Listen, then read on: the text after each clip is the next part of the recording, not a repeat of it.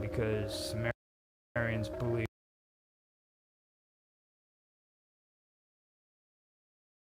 to go ahead and use the side.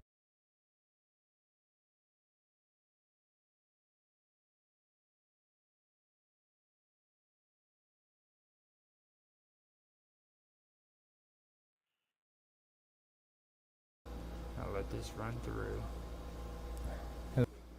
and then I hit spacebar again, which will stop the video. After that, I go and the left directional key on my keyboard until it shows the OBS screen. Now I want to then tap one at a time slowly until on the right directional key until that scene is gone and it shows my desktop. Now as you can see, it fades out like that. I wait until that's gone and then it's ready to clip. So I take my mouse and I put my pointer on the left hand side of my cursor. I come up to my keyboard and I hit K, which is cut. Now that part is cut and it's highlighted. Now if you need to, you can scroll in to see it to make sure, and to do that you take your middle mouse wheel and you just aim it, roll it towards the computer, and as you can see, it is highlighted. Now I'll bring it up a little bit better, that way you can see it there. So it is highlighted. To see it, now all I have to do there is I have to hit X, which is delete. Now that's deleted, so it's cleaned up. I come over here, I can hit A, which is select all, or I can do it like this. I can take and hold down on my left click on my mouse, and I can drag it down and select both the audio and video at the same time like I did there. Then after those are selected, I hold down on the shift and the left controller or the left directional button, and I push the left directional button until it goes to +0 or 1, so that it's at the beginning. Now once that's done, I go onto the keyboard and I press G. Now with snapping on, it'll bring the video and audio automatically to 1. I just have to left click again and it's set. Now sometimes it doesn't go to 1, it'll go to 0, so you'll have to check that. And if it does do that, then what you have to do is hit G, then 1, that'll bring it to 2. Now to back out of that, if you go G and then 1 and it goes to 2 like that, instead of hitting the left button on the mouse, you hit the right button and it'll reset it back to 1. You can do that with anything. Just hit the right button and it'll, the beginning of this starting on my desktop, and it's all set and ready to go. Hello everybody and welcome. This is Roger Hanson and I'm here to do my first walkthrough for Blender 3.5. On this tutorial I'm going to do something that's a little different from what most people on Blender are doing. So now I have it started where I want it. And with this video, I don't want it to be 15 minutes. I want it to run the full extent of the video. So what I do is I take and I hold shift again, the left directional button on my keyboard. I push that, bring it to 1. After my cursor is back on 1, I press G and over. Don't touch the mouse or anything, just leave it alone. And down on the bottom where it's on the right hand side and it shows those numbers, remember those numbers. It's 64,778. So 64,778, left click to leave it all be. So you come down here to the bottom far right hand side where it says current frame is at 1. The start is at 1, and this third one, it's the end. This is the one that's the end frame. So what I want this to do is match up with those numbers that are on the audio and video. So what I do is, let me first get it again. I hit G, 64,778. Come down here, I tap on that and I type in 64,778, and automatically the end of that video will be at that number right there. Now if I want to double check, I just hit G, 64,778, and make sure the numbers match, and it's good to go. Now to come over here, I go to the end, I look at the video footage and I see how much needs to be at the end, and you follow their directions. You do exactly what they do and I can tell that I'm still talking there and stuff like that. So I'm going to end this video, and I hope you guys learned something from it and it helped you out. Okay, so I like that, and I'm just going to leave it alone. And right here now I am going to go into the audio part. So I like the way the voice sounds on there, so that's not going to be changed.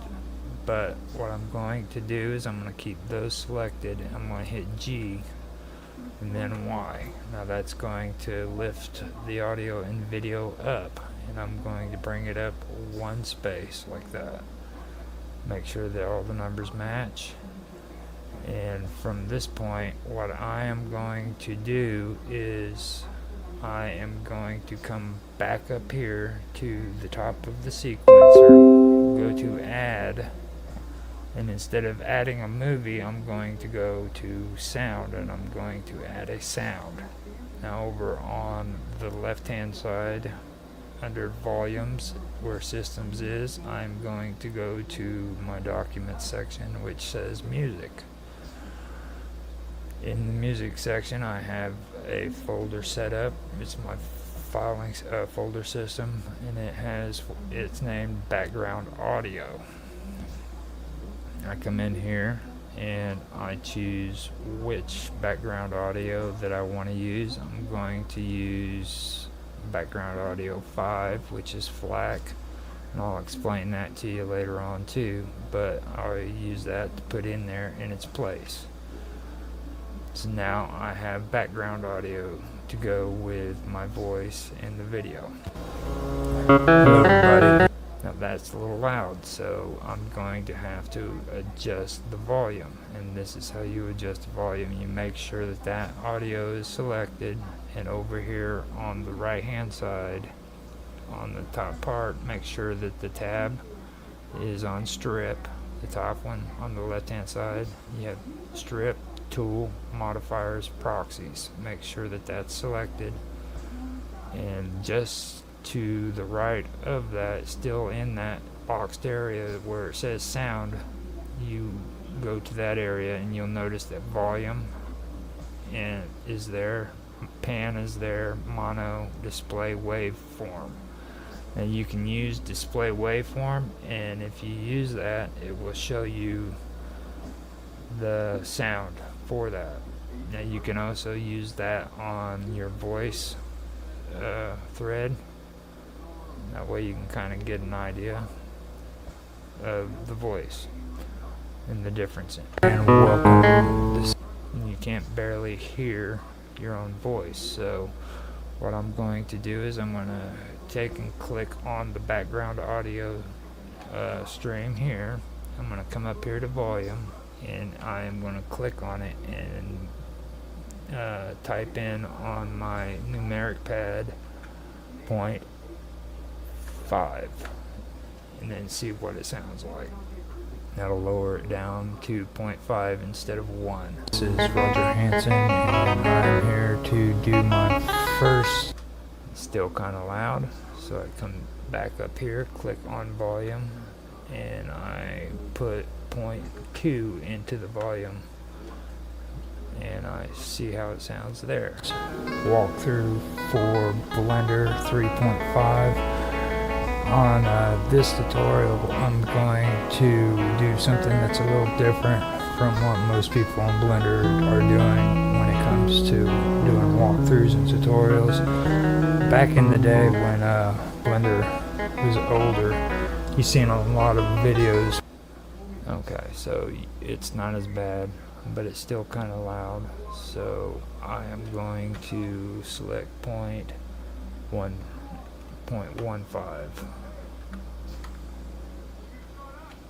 Not 4.5.15.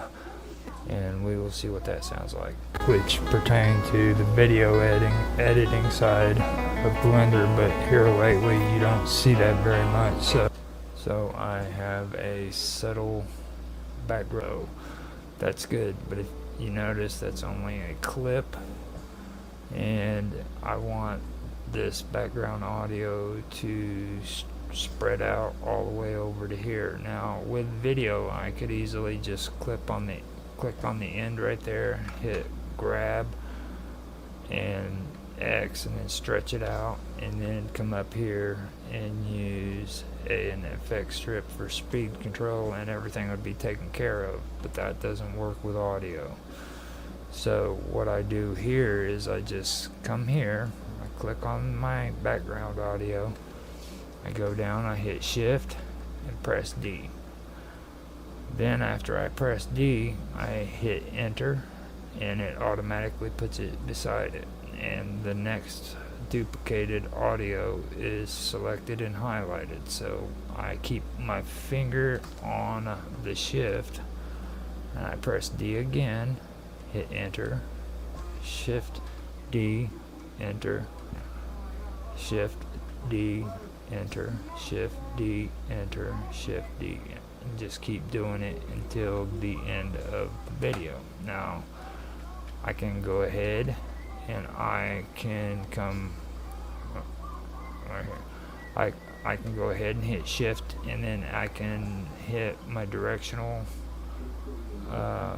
key, which is to the right, and bring it to the end of the video after that. And if I wanted to cut this off, I just bring it to the end.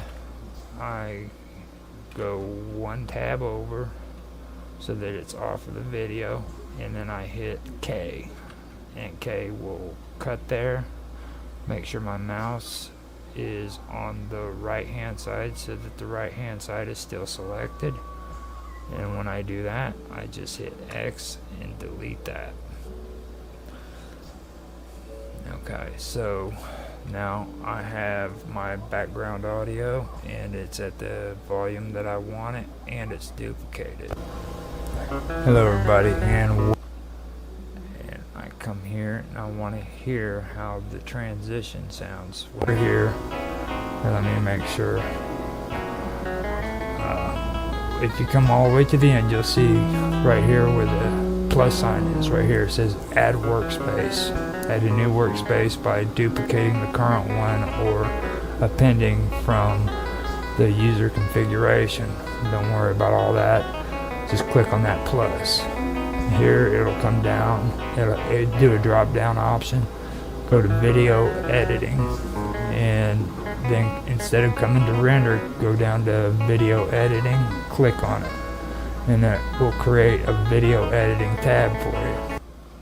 Now if you notice, my screen isn't all there. I've tested out my audio, it sounds good, and the reason why it's not all there is because of the settings that I've set up for this from the time before, I believe. So, no, actually it's not. So, now, when you do that, what you do is you come in here and you hit save. Now, I'm not going to save this. What I'm going to do is, I'm just going to show it, but you save it. And when you do, it'll pop this.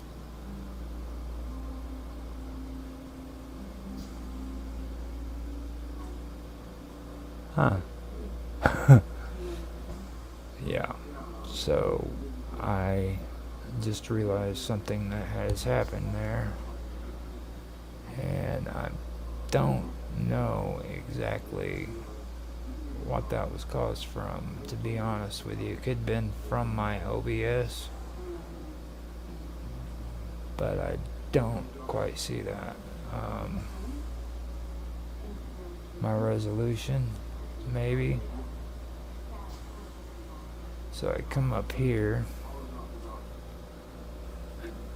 Well, first I've got to go into my OBS settings, and I've got to see what my output resolution is. It's 1280 by 720, and in my recording it is 1920 by 1080, and I'm not streaming, so I need to go into my settings here, and I will see if maybe that's doing it. 1280 by 720, and no, that's not doing it. So now that I've checked that, I want to undo the changes I've just made. So I come and I hit Control Z, and it will change all that back. So now I have all of that checked out. When I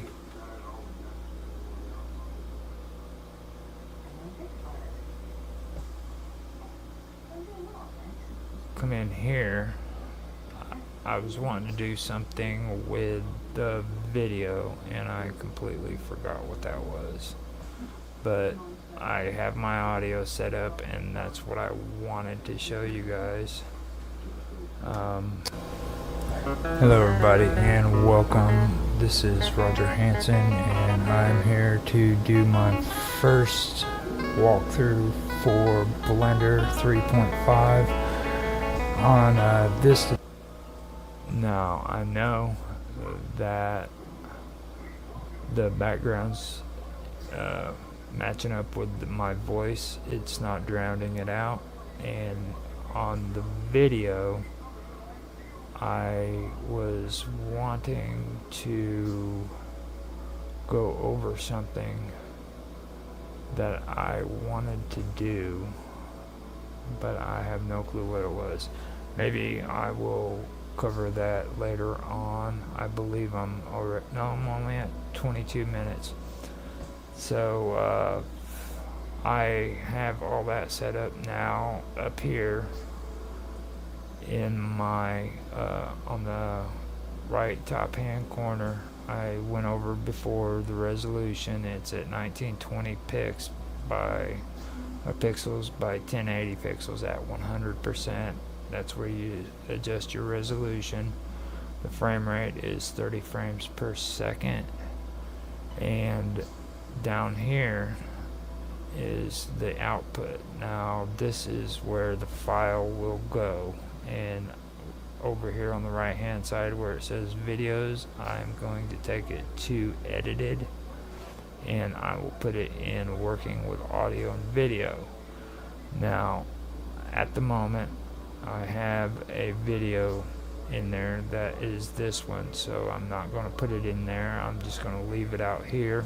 Now if you want to just go ahead and put the same name on there, and then up here where the arrow points up, hit up on that, you can do that. Just make sure you come down here and delete the MP4 at the end, and it'll go into the folder just above the Blender folder, and you can do it that way. After you have done that and you've got that set up, you come down here to the file format, and I've got mine on FFmpeg. I know that some people use WebP and other programs like that, AVI Raw. I use FFmpeg, and I use MPEG-4, which is MP4, but you can also use AVI, you can use QuickTime, Matroska, and WebM. WebM is supposed to be a more condensed video file that you can use. It's also useful on your OBS for if you want to have quick transitions and stuff like that. There's also something else on there that I completely forgot about. I forgot what the name of it is. It's let me see real quick. Well, maybe they don't have it no more. But it's a quick transition basically. Like if you want to start a pop out in between each scene, or you want it to do like that, you can do it. But they might have taken that off of OBS. But that's what that's good for. But I generally go with MPEG-4. Here lately I've been having to use high quality because I've been doing work with other people, and I generally use medium, you know what I mean, medium quality. I don't like use high quality unless somebody else wants me to. I set it at AAC, but you can also use FLAC, you can use MP3, you can use Vorbis, different things like that. On here you can use 4 channels, 5.1 surround, 5.7 surround. You can use stereo or mono. I generally use mono, so that's what I basically do there. Those are my settings. Now after I have all those set up and it's ready to go, I come all the way up here to the top on the left hand side where you see File and Render, and I come over to the Render and I use Render Animation. Now I can also use Control and F12, or if I just want to see what a particular scene will look like, I can come in here and I can just hit F12 and it'll take and show me that one scene. And when I do that, it'll show an image. Let me see if I can catch that by any chance for you. probably get that on here.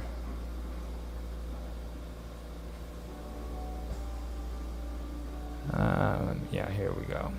And this is the image that it took, so that you guys can see it.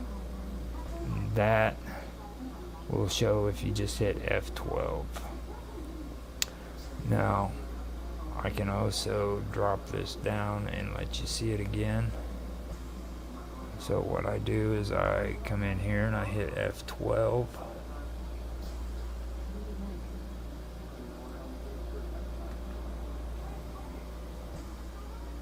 And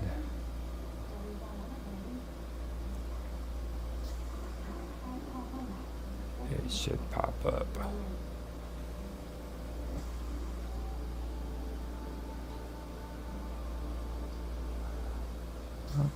It didn't. That's an OBS issue. So I'm not going to stay focused too much on that. But anyhow, after I do that, what I usually do, and this is just me, but I hit shift, I use my directional left arrow, I bring it to the beginning, and I come up here, like I said, to render at the top left hand side. I go down to render animation, and then I hit render animation, and it begins to render my video.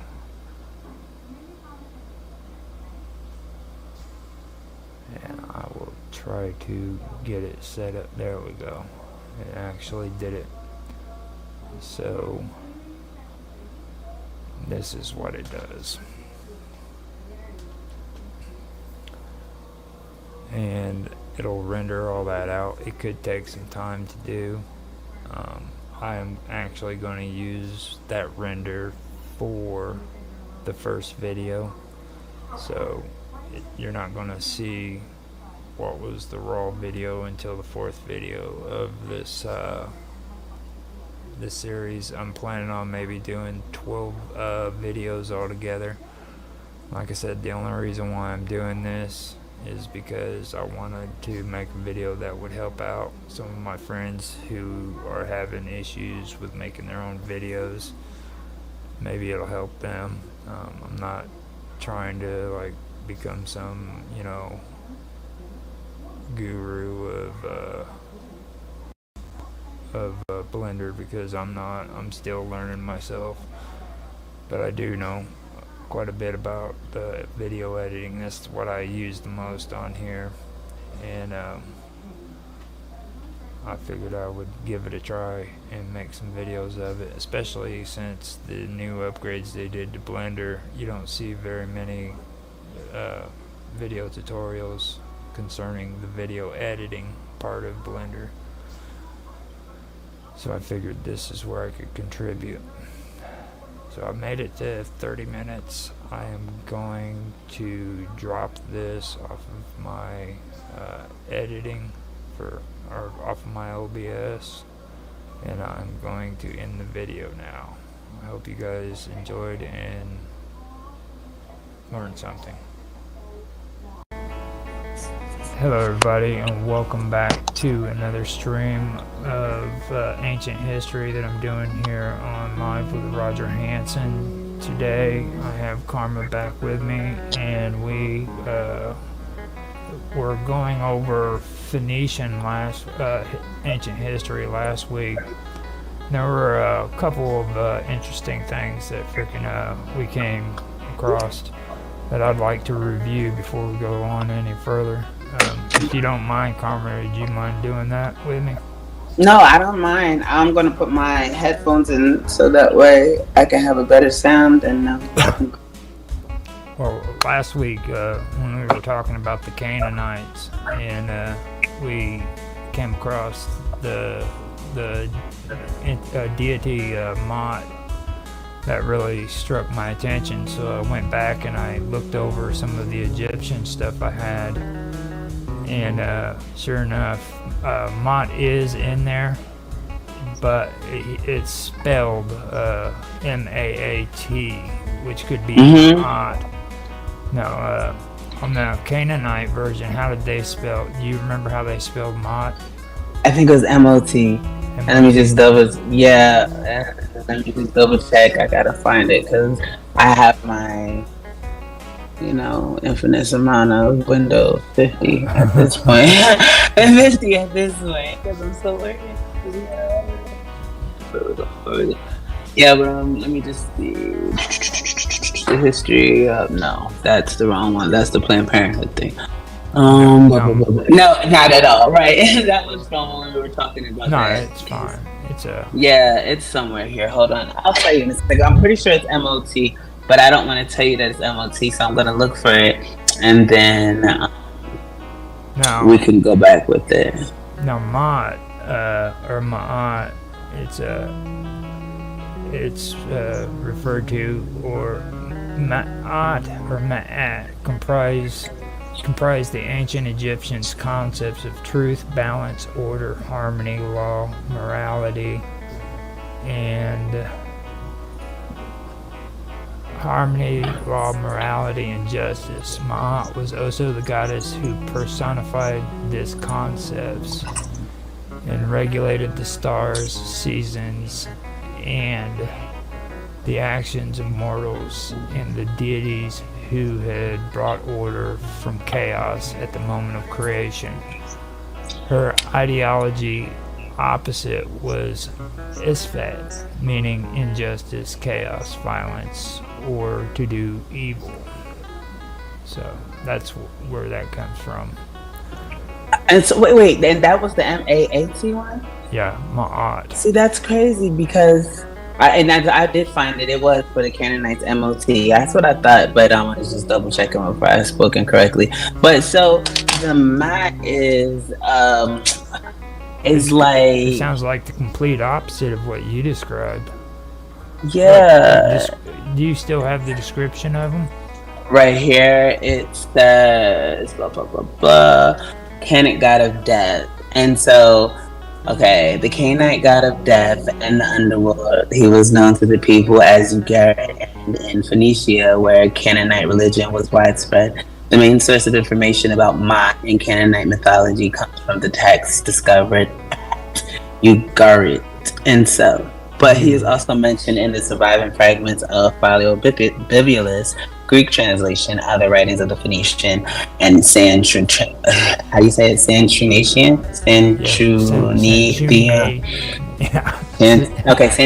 Okay, let me just slow down. I can see it. Santruniathion. Yeah. Sanchuniathion. That's ridiculous. Sanchuniathion. Sanchuniathion. I'm gonna get this right. Sanchuniathion. Thank you for saying it like that. That phonetic was so wrong. Sanchuniathion. See, I can say it because you said it. Thank you. Sanchuniathion. Yeah. So that's what it says. And you get my. And I know it's not the proper. Okay. You said that's not proper? Yeah, that's not even the proper one, but it's the closest I could come. I've had to say it a few times. So then you found this Ma'at, M-A-A-T, yeah. And I still have his up here. And then you said the Ma'at comprised the ancient. Yeah, that's what I said. The Egyptian concepts of truth. That's what I know the Ma'at to be, and that's what they call it, the Ma'at, not Ma'at. And then but I guess it is pronounced that if you run it together, and then they have the Ma'at gods and their principles, like you just spoke on: truth, justice, harmony, balance, order, propriety, and reciprocity. So. Yeah, see, it's in Amtuat, which is the 12 gates, and that was in the 11th hour, and I'm pretty sure it's in other hours within the writings. It's just that's the first place I could actually find it.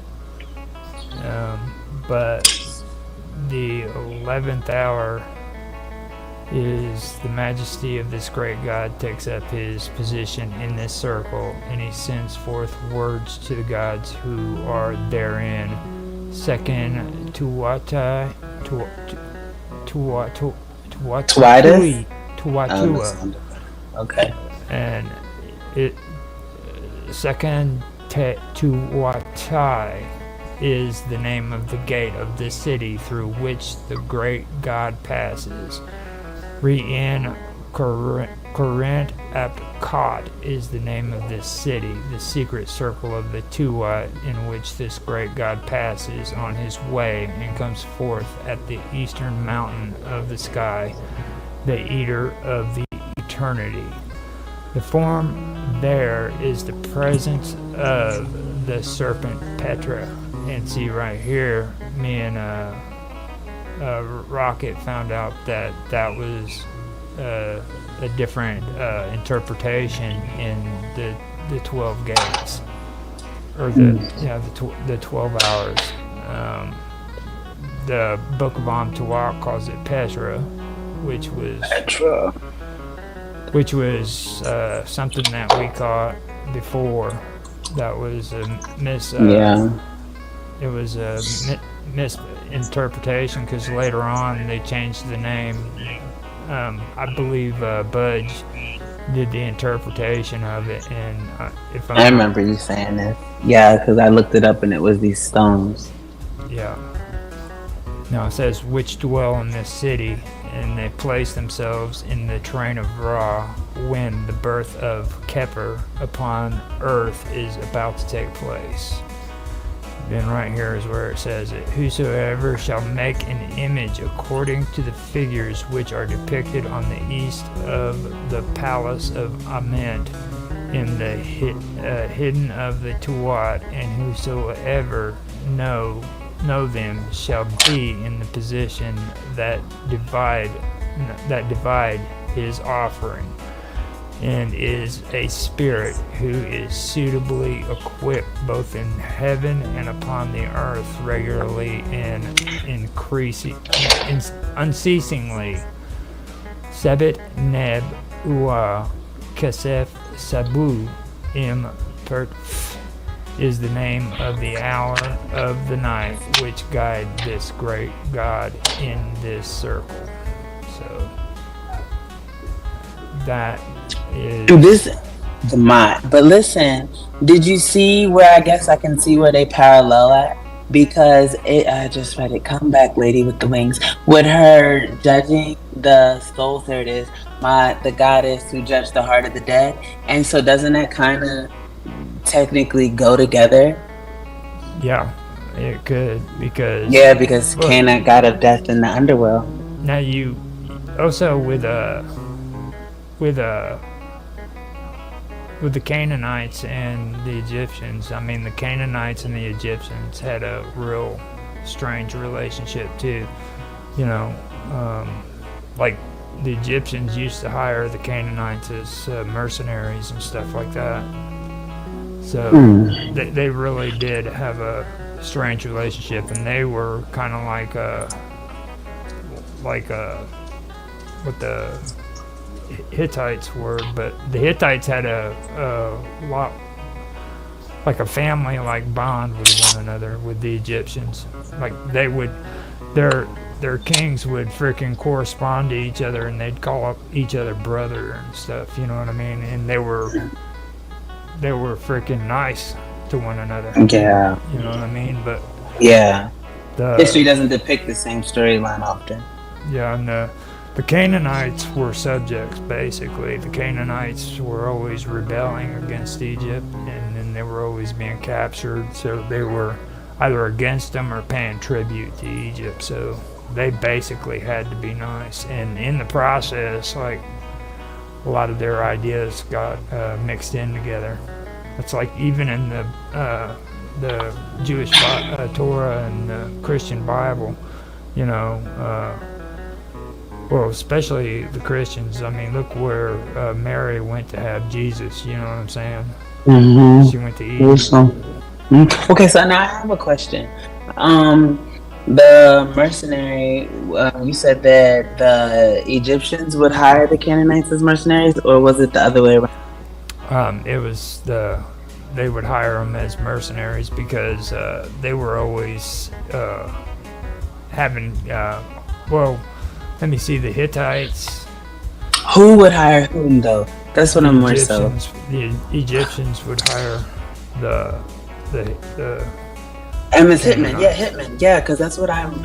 So, also called a soldier of fortune, a hired gun, a freelance, or a sellsword as a private individual who. Because I never. I'm just gonna be completely honest. I had no clue what it meant, so I was looking it up, and that's why I was just wondering, like, what does this mean? And then I see here now. Hired for foreign. Now, see, this is different ones. It says for foreign services, but they were really hitmen. What, the Okay. Canaanites? Yeah, pretty Yeah. much. Yeah, And so then, okay, that's Canaanites different. were, they were pretty rough. It says a hired gun in big black letters. Like that's all that keeps standing out. A mercenary, also called a soldier of fortune, a hired gun. It's like what in the world? A freelance or a sellsword. But the hired gun is just like in the middle of the page, all black, and I'm just sitting here like, okay, okay. Now, let me see. I don't even have a clue where that Mott went to on that reading. Which one are you looking for? The one that I was just on, or I was reading it. I Oh. highlighted Petra because that was in the same area, and then I was going to see if I could find Mott written in that hour, and it's not there. But Yeah, the goddess of justice and law. now, right here, I went over and wanted to straighten it out too. Last time we were talking, I couldn't answer to you what the name of the sky goddess was, Mm-hmm. and her name was Nut. Nut, in Egyptian religion, a goddess of the sky, vault of the heavens, often depicted as a woman arched over the earth god, Geb. And Geb is the god of earth god.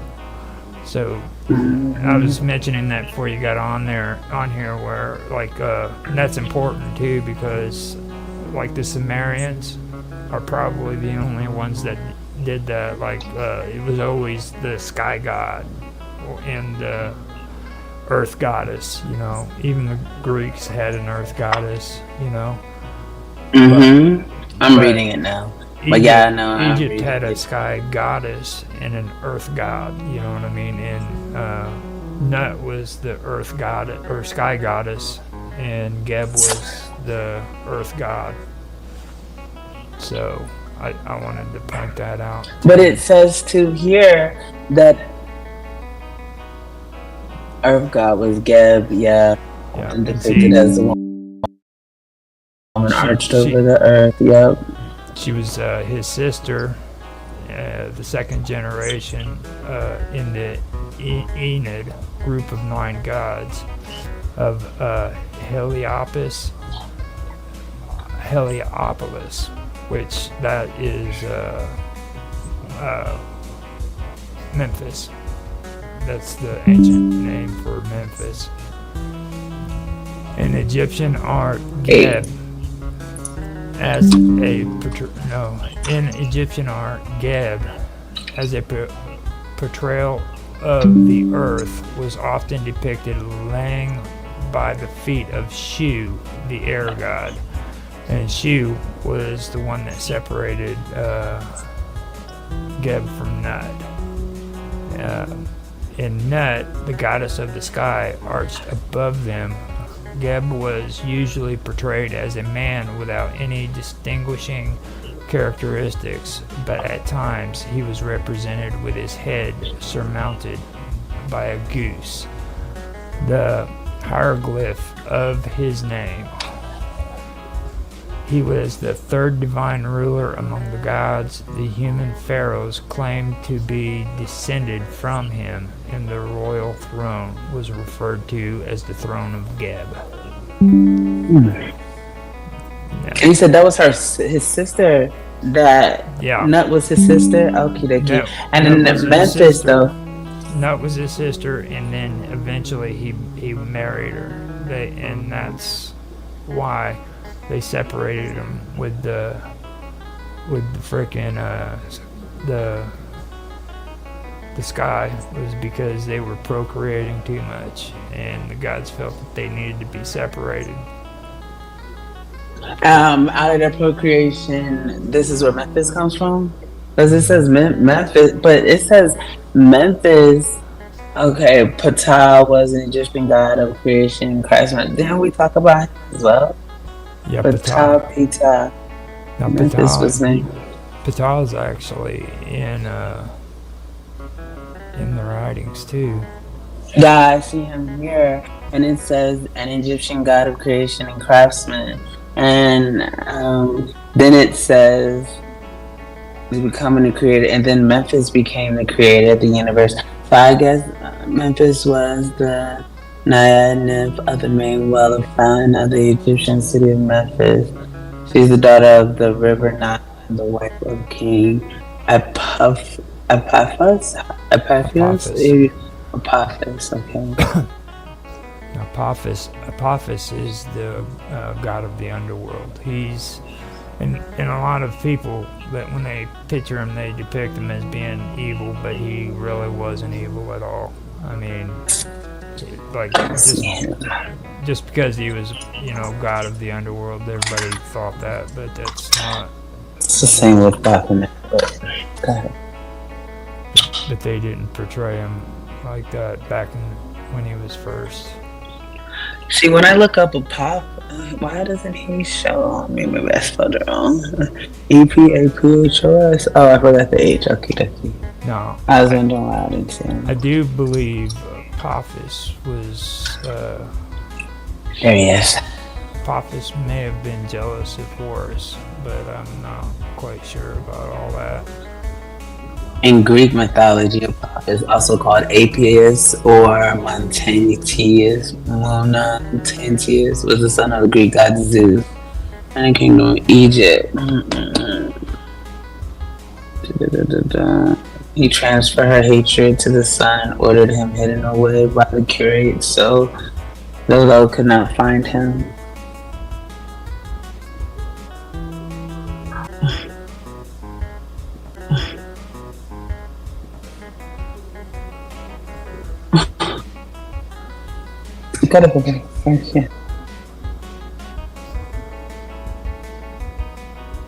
See where I've got this too. They don't give you the option to search in the words, so I could easily just search it out, but they don't have the option on there. Actually, let me see. No. Is this stuff that you're unable to share? You cannot share your screen. It's okay if not. I understand someone. I've got it on there right now. It's mine just shows mine. Well, the other people can show it. I know what you mean. I'll have it up there in a minute, but it'll show it. Okay. Just when it's done. This is off of my notepad. I use or notebook on Microsoft to keep records and stuff. Yeah, I'm into it. I told you attempting to organize my Notion, but Notion is low key. I guess an easier way for you to do it, and I have not figured out the easier way because you can type the formula and it kind of does it yourself. But not to go off topic, I apologize. I'm good for that. Good for the good differ. So that was something I wanted to go over there with that, and then it says besides Geb, there's Nut. And Nut is the Egyptian, in the Egyptian religion, a goddess of the sky vault of heaven. Did I already go over this? Yeah, you said this already. Right, so Geb. And then to about Geb. But go ahead. In ancient Egyptian religion, the god of earth, the physical support of the world. Geb constituted, along with Nut, his sister, the second generation of the Ennead, group of 9 gods of Heliopolis. That's all it is. It's just the same stuff. Yeah. That's wild. They don't even link him as his wife. Link Nut as his wife. It says that it's his sibling. Yeah. Well, that's in the creation story. is how it starts, and then it starts talking about how Osiris, okay. Never Yeah, gave that's how birth. we got here because that's the father of Osiris and Isis. Yeah, and I remember. Nut gave And birth to Osiris, Horus, Seth, Isis, and Nephthys. And then Osiris became jealous of Horus because Horus got the sun.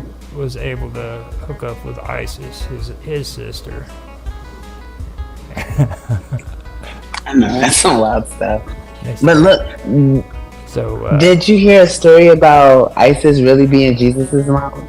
No, not Jesus's mom. Isis, they believe that she was actually like, and this is a part of the whole conspiracy thing. So, like, Yeah, so tomorrow, but Isis, some of the people believe is actually Mary, is what they're saying.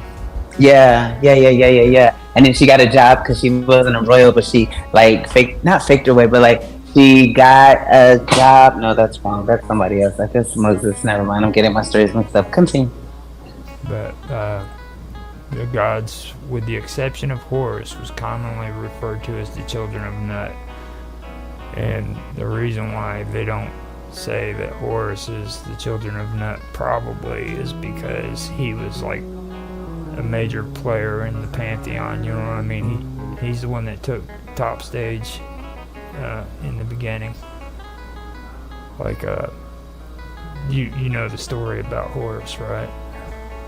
The sun god. No, Horus. Horus. After he hooked up The with Eye of Isis- Horus. No, not Ra. The sun god. I apologize. The Eye of Horus. Yeah, you know about the Eye of Horus, probably.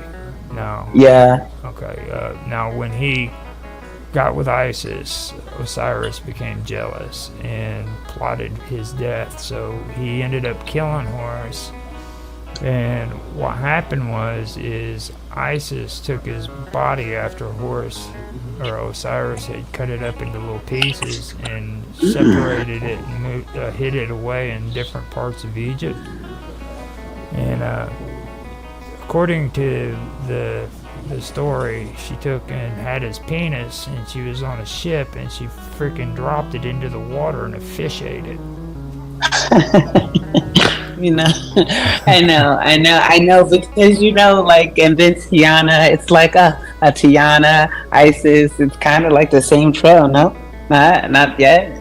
Wait, no, Man. Osiris hid his body No, parts all over Egypt. Oh, it was Osiris that did it. I thought it was And Isis. she I was had just to saying. collect it. What? She collected each part of his body, put it together. Except the one that was eaten. Yeah, except for the penis. So she brought back a penisless man? Well, this is the story. It gets better, but you know how It they gets have. better. You know how they have the mummies all wrapped up. Yeah. That's a representation of Horus, because what they did with Horus is she took the body parts and she put them together, and then she wrapped them in linens, and then forgot which god it was, but one of the gods freaking made it to where she was able to procreate with Horus and have a child. Now that's weird. That's just okay. Yeah. You remember how you're talking about the guy who could procreate with women through their mind and controlling their sexual energy and them? Yeah. Yo, that sounds like really something like that. Which would be crazy, because would that not make it real? Something that could actually happen? Well, what do you think Christians are saying with Jesus too? Well, come on. I mean, think yeah, about it. but I mean, he didn't have a father, so I mean, how was he? How was Mary pregnant? come on, let's just but we know that. All right, well, we're not going to go there because it's not Wednesday. If you go through all the stuff and think about what they're talking about, you know what I mean? It's a common thread, you know. like they always do. They've always But done that. asexual procreation, yeah, asexual procreation is definitely possible for a woman. And like, I mean, I Not get without that part. scientific help. What? Are you kidding me? Okay, here we go. We're not gonna do that because I already know where that's gonna go. We maybe not today, not today, maybe not today. But that's all about the mindset. We'll wait. Let's We wait could because I already actually know. discuss it on freaking what is tomorrow's Tomorrow, strangeness? conspiracy. No, strangeness is Thursday. Tomorrow. Yeah, we could even talk about it on strangeness. Oh boy. I better come with my research. I better come with my research on that. But yeah, let me see.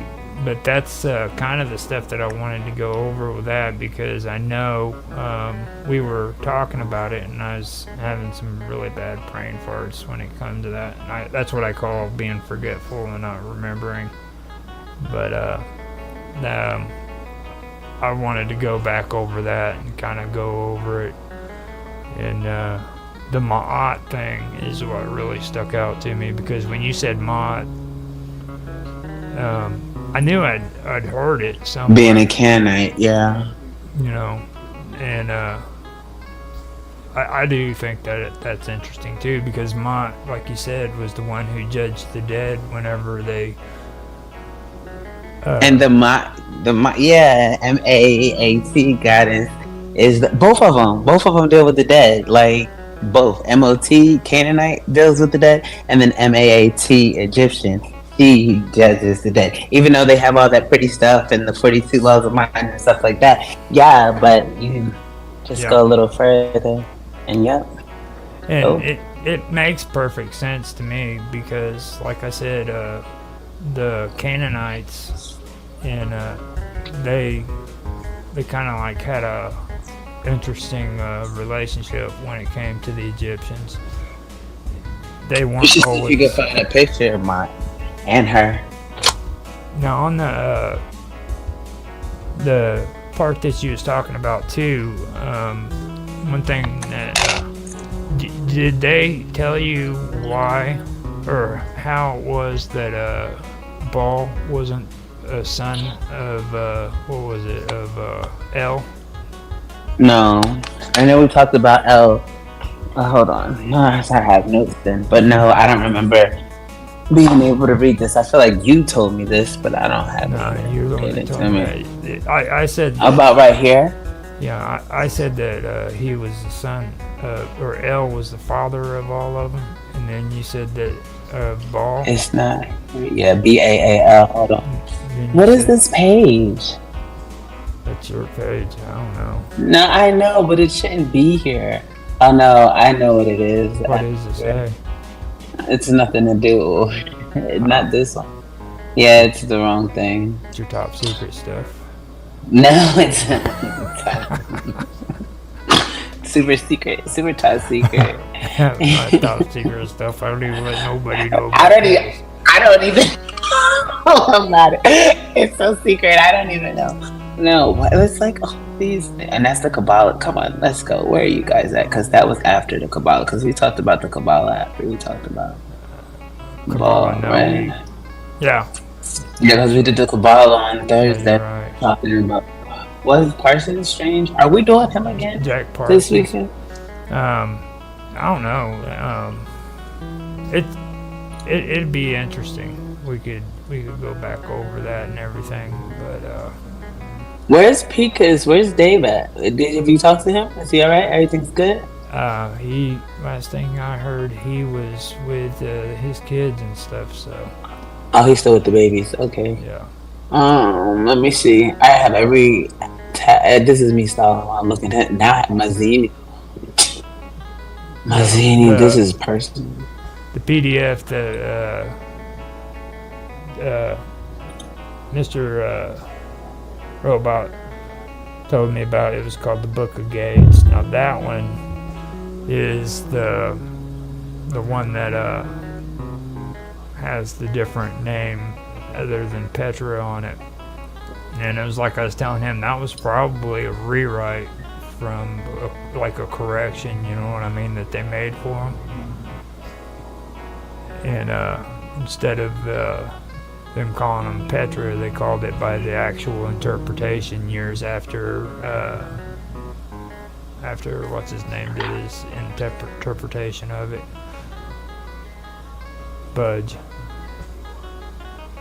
No, I have so much stuff because after I did that, yes, great job. Okay, please, I'm working. After that, we did. I went to that news show. I went to that news show, and then I have all of that there as well. Let me just see. Now this is not even here. Ball. What are you? Isn't there a way that I could just type and search my tabs? There is on my it's a different browser. Alright, well no, right now Actually, it's in this one. It's in the 11th hour. This is the secret circle. Yeah, this is the one that I actually got the word Petra out of. It was the Book of Gates, and then the other one was Beyond Tuat, because I believe the Antuat also had like the story of when they first went into the sarcophagus and what it was like when they first discovered it.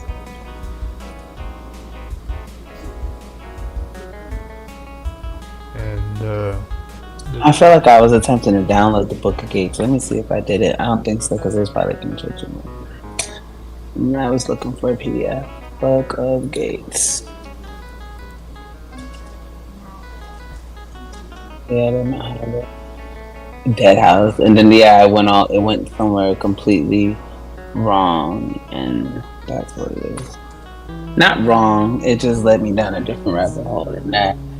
Dead House Gates, the brilliant, you know, this is. Okay, so we covered that stuff, and I know that we finished the first. I love good deals. The first note that I had on the Phoenician theology. We covered Tuatus and all that. Yeah, Toth. And I don't know. I mean, when I say that, it just seems that's my personal take on it. You know what I'm saying? But it's not. I saw the research already. Like you said that, and then I looked it up when you said that. It isn't just. Well, I mean, like time periods too. You know, I mean, which one was first? Was it the one was Tuatus before Toth, or was Toth before Tuatus in actual time periods? You know what I mean? Like who worshipped that deity first? That's what I need to really go on and really make it official on that one. Can you spell Tuatus for me? I have 51 tabs open now. Can you? T-A-A-U T-O-S. Thank you. Look, tooth versus teeth. Are you kidding me right now? Oh my gosh. I know. What? Okay, here it is. Is Toth and Tuatu the same person? And blah blah blah blah blah blah blah. Gonna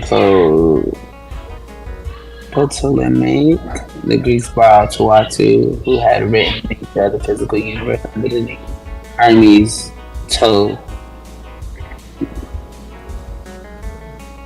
Hermes and Hermes Trismegistus. Yes, they deemed the first. Okay, Tuatu, African master of all knowledge. Those are Greek.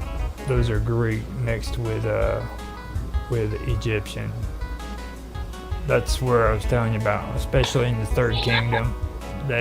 When the Greeks finally made it to Egypt and started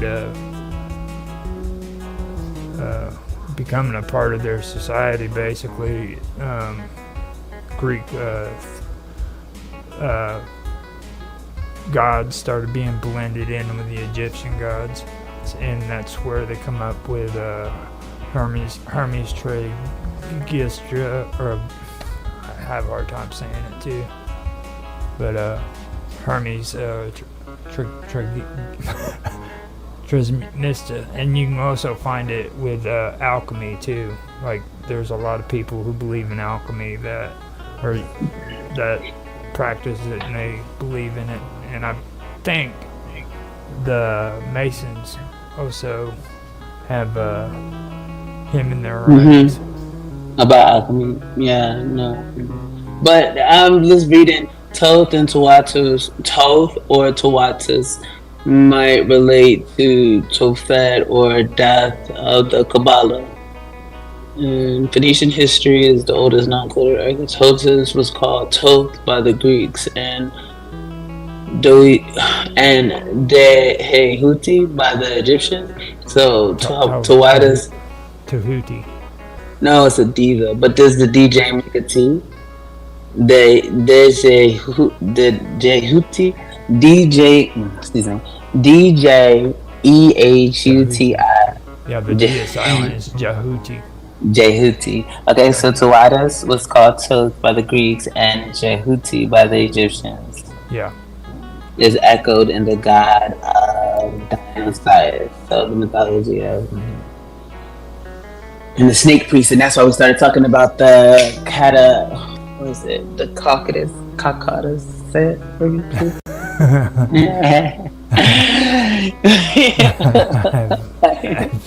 I know how to say it if I see it. I just am not looking at it. What's it called? The cat. Oh man, it's gonna storm again. Yesterday my lights went out. I really hope it doesn't storm again like that. Okay, so on the next one. It says, judging from the fragments of the Phoenician history, Sennacheribon appears to have been a contemporary of Semiramis, the queen of Assyria, the wife of Ninus, with whom she founded Nineveh 2000 BC. Now, Ninus, I don't quite know who he is, but I can check that out later. But Semiramis, I checked her out, and Semiramis is a legendary queen thought to based on the historical Samu Ramad, and that's R811 through 806 BCE, and the queen regent of the Assyrian Empire who held the throne for her young son Adad Nirari III until he reached maturity. She is also known as Shemer Ahmad or Shemer Ahmad. She is referred by several ancient historians, including Herodotus, Diodorus Siculus, and Plutarch. Now, Plutarch is one of the Neoplatonists that we were talking about before. Plutarch and all them, and the guy who started the Neoplatonists, his name was Plotinus. So they kind of all went 360. Yeah. So that's who mentioned them. She was the wife of Shamshi Adad V. I know Shamshi Adad V. Okay, so that would be his son after he died, and that was between 823 and 811 BCE. And when he died, she assumed rule until Adad Nirari III came of age, at which time she passed the throne to him. According to scholar Gwendolyn Like, this woman achieved remarkable fame and power in her lifetime and beyond. According to contemporary records, she had considerable influence at the Assyrian court. This would explain how she was able to maintain the throne after her husband's death. Women were not admitted to positions of authority in the Assyrian Empire and had to have a woman ruler. No. And to have a woman ruler would have been unthinkable unless that particular woman had enough power to take and hold it. This, however, is precisely the problem with Samu Ramat's reign. There is very little information about what she did and how she went about doing it, and some scholars refer to her simply as an obscure Assyrian lady of the 8th century BC, of whom we know nothing for certain except that she is named on an inscription as Lady of the Palace.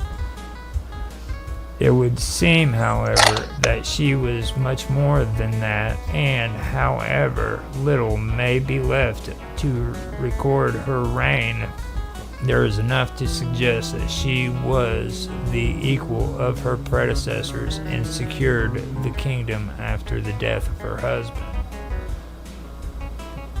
Now,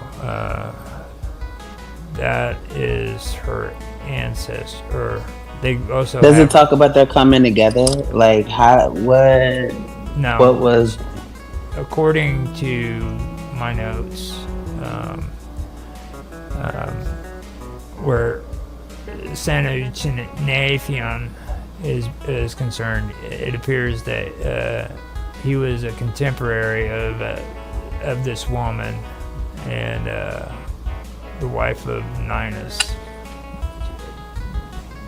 Yeah, see right here, the queen of Assyria, the wife of Ninus. She was actually the mother of Ninus, with whom she founded Nineveh. And see, she's not the one who founded Nineveh, I know that much.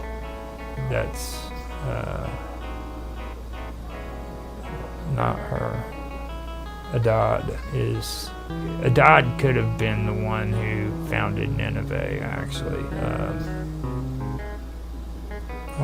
You said Adad is the didn't you just say that last week or what? Yeah, or 2 weeks ago? Nineveh, before Nineveh was the capital of Assyria, it was actually freaking Assur. That's where the god Assur came from. Like, a lot of people don't understand that, like, they didn't worship a deity, they worshiped a city. Okay? Like Assur Bonifal. That was like the title they put at the beginning of Bonifal's name, Assur. So they deified him. Okay. And the other day when we were having a conversation and we said like Petra. Yeah, like remember how we were talking about humans being deified? Mm-hmm. And then there was freaking supernatural deities, and then there was men that were deified. Yes, and that was what was the big deal, was causing an issue with the separation of the men and the actual goddess and gods. Yeah. Mm-hmm. Yeah. This is kind of like an example of what I'm talking about. Like Assur was a city, and freaking when a person became freaking ruler over Assyria, they usually took on the name Assur, which deified them to godlike status, and it made them a deified human. All right, but they worshipped a city, Assur. You know what I mean? They didn't worship a god that was supernatural and stuff. That's the weird part about all that. But anyhow, that was the first one before Nineveh. And then when they created Nineveh, Assur was still very important to them. It was a place of worship.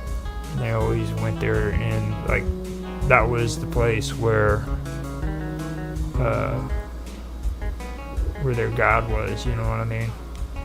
Yeah. So I gotta find out where that name is, though.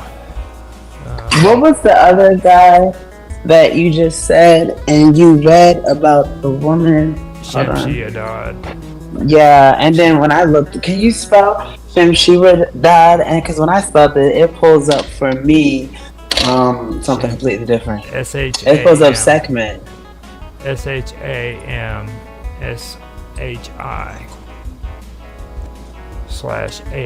/ADAD. Okay, so now I see it. So when I first did it the way I heard it, it pulled up segment, and have you like they're not related in any type of way, Sekhmet are they? sounds familiar, but make sure you Segment put V at the end of it because he's the fifth. is the god of. It says the mistress of dread, and then it says she. You know what's funny? Excuse me. Also called Sekhmet is the Egyptian religion. Excuse me, a goddess of war and the destroyer of the enemies of the sun god Ra. And so, but it says Ra. It doesn't say Ra, but I guess maybe that's the pronunciation. But I also seen it written as Ra, so I'm unsure if it's a Ra and a Ra. But I know that Ra is. But and then it says she's bloodthirsty and vengeful. She sounds like Tatiana, but I don't know. Mine is the phrase. But Now, the Shamshi-Adad. Ashima died, and you said 5, yeah, because this one comes up 1. Let me see. Oh, it's the same picture twice. Stella of Shamshi-Adad. Shalmanesia, Sargon.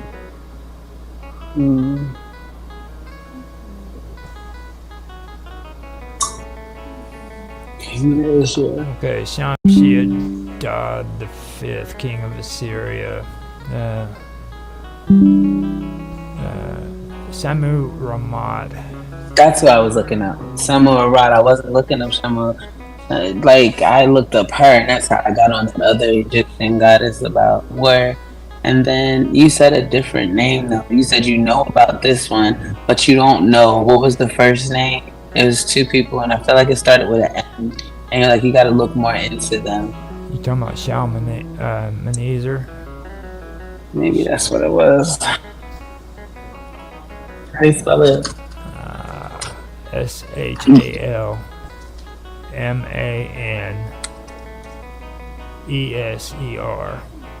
that would be the third, so 3 I's after it. Okay.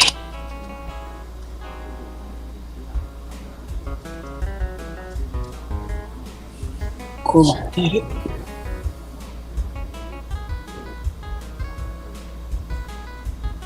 The king of the. Okay, that's why. Neo-Assyrian Empire of the death of. Okay, I got you. No. Now, I guess I am going to have to rely on the Wikipedia because the Encyclopedia Britannica doesn't have any information on them. It says the king of Assyria. Britannica says the king of Assyria has pursued a vigorous policy of military. That's Mount. This is Shamshi-Adad. Oh, okay. He was the king of Assyria between 824 and 811 BC. He was named after the god Adad, who is also known as Hidad. Now, Haran, actually, by the way, I should mention that I was a little inaccurate about that. Haran was actually the first capital of Assyria. Then they built Assur, Nineveh. and then they built Nineveh. So I need to clear that up. I don't know if you ever heard of Haran before. No, Haran, but for whatever reason, I feel like it's something that I've heard to where it's connected, but I don't know what it is. No, I don't want to tell you what it is. Haran's like one of the oldest cities in the world. And what's it called? How do you spell it? Hold on 1 second. I'm not big on like geographics. Haron. Haron. That's why I learned. Because, oh, look, and it brings up pretty birds, but that's different. That's not Haron. All it brings me up is birds. Haran. Let me make sure I'm spelling that right. Perhaps I have to put city. There it is. No, that's a land. Okay, no. What am I talking about? Haran. Haran. See, and then it spells it H-E-R. Where is this at? It's, Spain? That's in Spain? no, it's in like Lebanon area, up around See, Lebanon look. and Turkey. Haran. Well, it doesn't even seem Google's heard of this place. So, I mean, I feel a little less misinformed or uninformed. Is it tiny? Is it on my map of Syria and all what we were looking at for the Palestinians? Or Palestinians? I keep calling them Palestinians. I didn't mean to say that. Phoenicians. I think that's my friend. I invited someone to our show because I told them that you're so interested and I learned a lot from you. But I told them that we were talking about the Palestinians. So I hope I did not like misguide you. You're like, this has nothing to do with the Palestinians, but no, it's the Phoenicians. I didn't know why I said Palestinians, but there's probably a reason I did. Yeah. Mm-mm. Alright.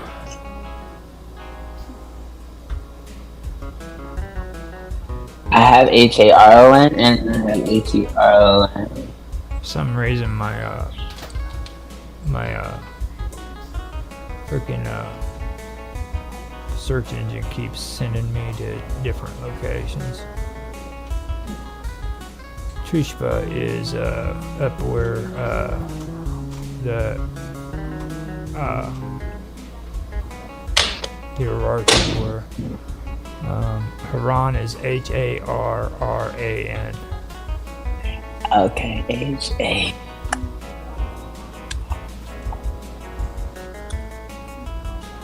There we are.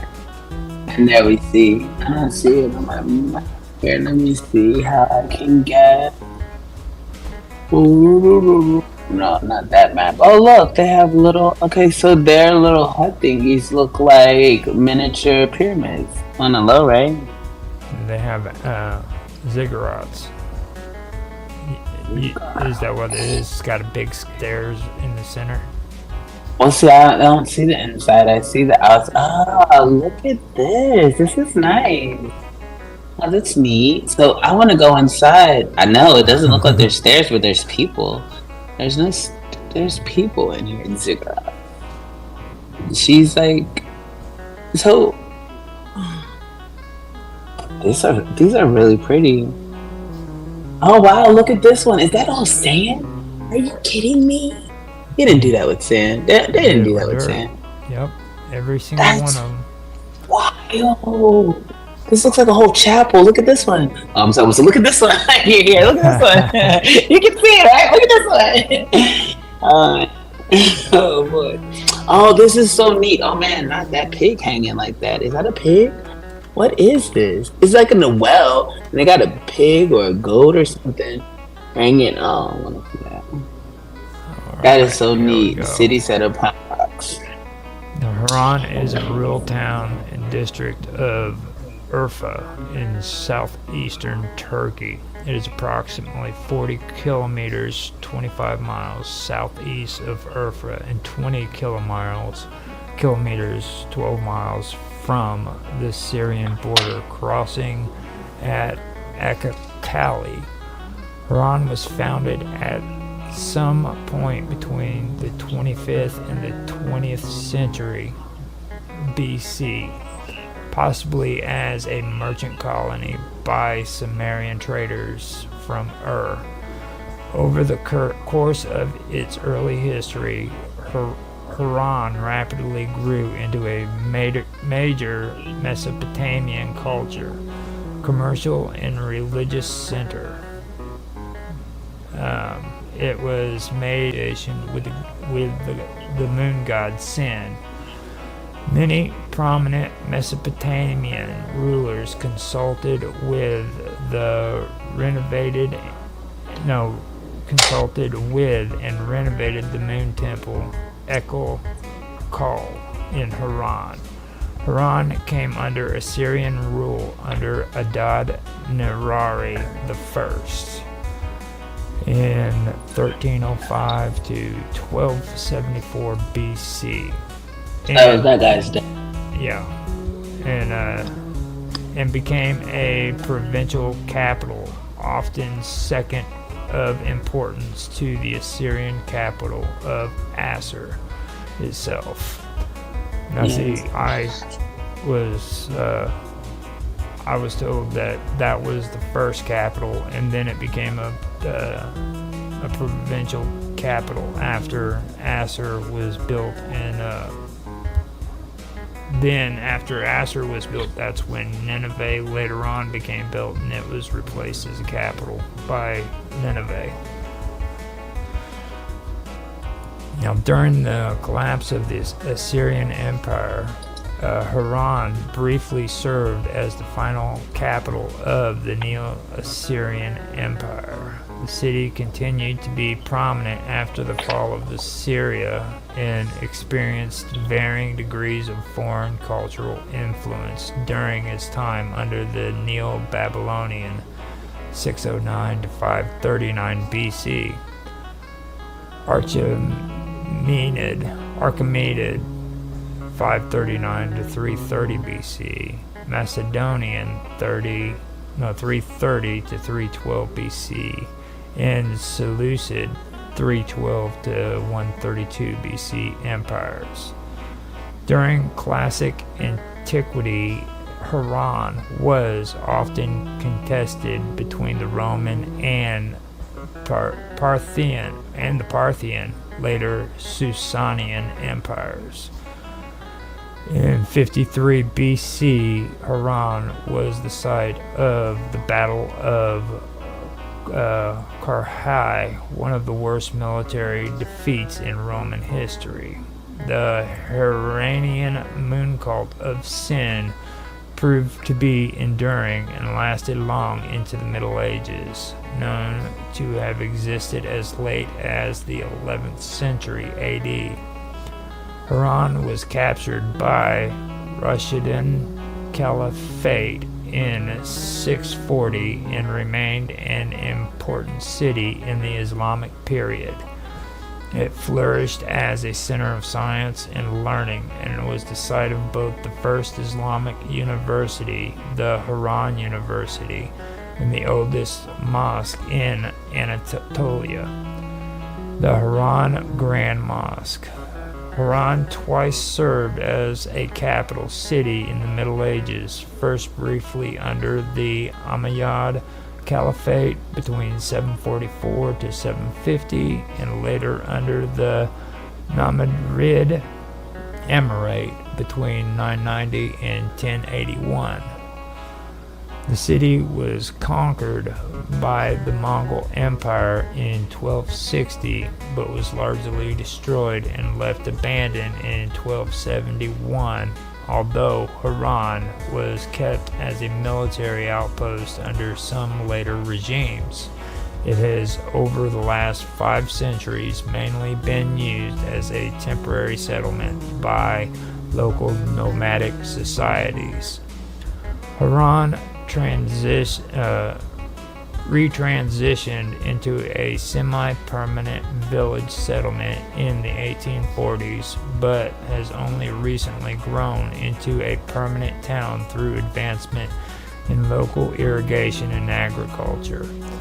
Haran was a Turkish district until 1946, after when it was downgraded to a sub-district of the Kakali district. It regained its status as a district in 1987. Today it is a major local tourist spot.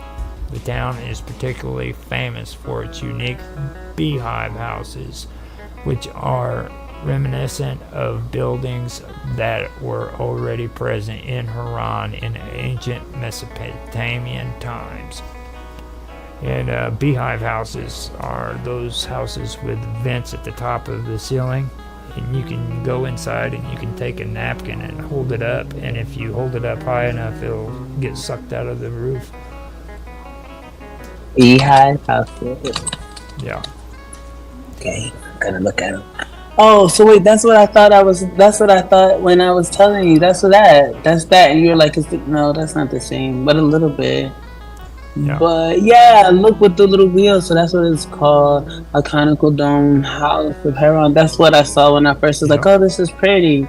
That's a beehive house. But then they have like other ones. Look how pretty this is inside. Yeah. Oh wow. Oh wow, and it's so nice. Like I just, you see the design. Well, of course you see the design, but I was about to say the way it looks is so pretty. Like it's just especially the lines. I don't know. It's really meticulous, but Yeah. it's No. really See. enchanting. Shamshi Adad was the son of the king that you're reading about now, Shalmaneser III. Okay. The husband of Queen Shemuramat, by some identifying with the mythical Semiramis. Now, she could be mythical, but Shemuramat could be her. So that's who they could be referring to. The half woman has snake. Yeah. Semiramis, and the father of Adad Niriri III. Now, Nirari the first was the one that I was just reading about with Haran. And just because they take on the names doesn't necessarily mean that they're related. Like, Right. Yeah. I know. I'm just. they had a habit of taking each other's names or taking names of other people. They have a whole movie about this. Hold on, not a movie. I guess it's a show. 2023. Have you seen this? No, I haven't. And it's based. Okay, I want to see if that has anything to do with what you're This talking about. woman's husband was also the grandfather of Shalmaneser the Fourth. And there's so now I'm Shamshi Adad. I know of him.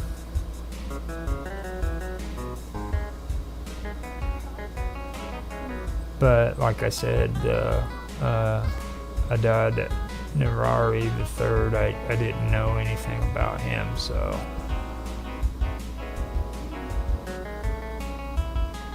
that is who she was. She was supposed to be the wife of Ninus, with whom she founded Nineveh, and Nineveh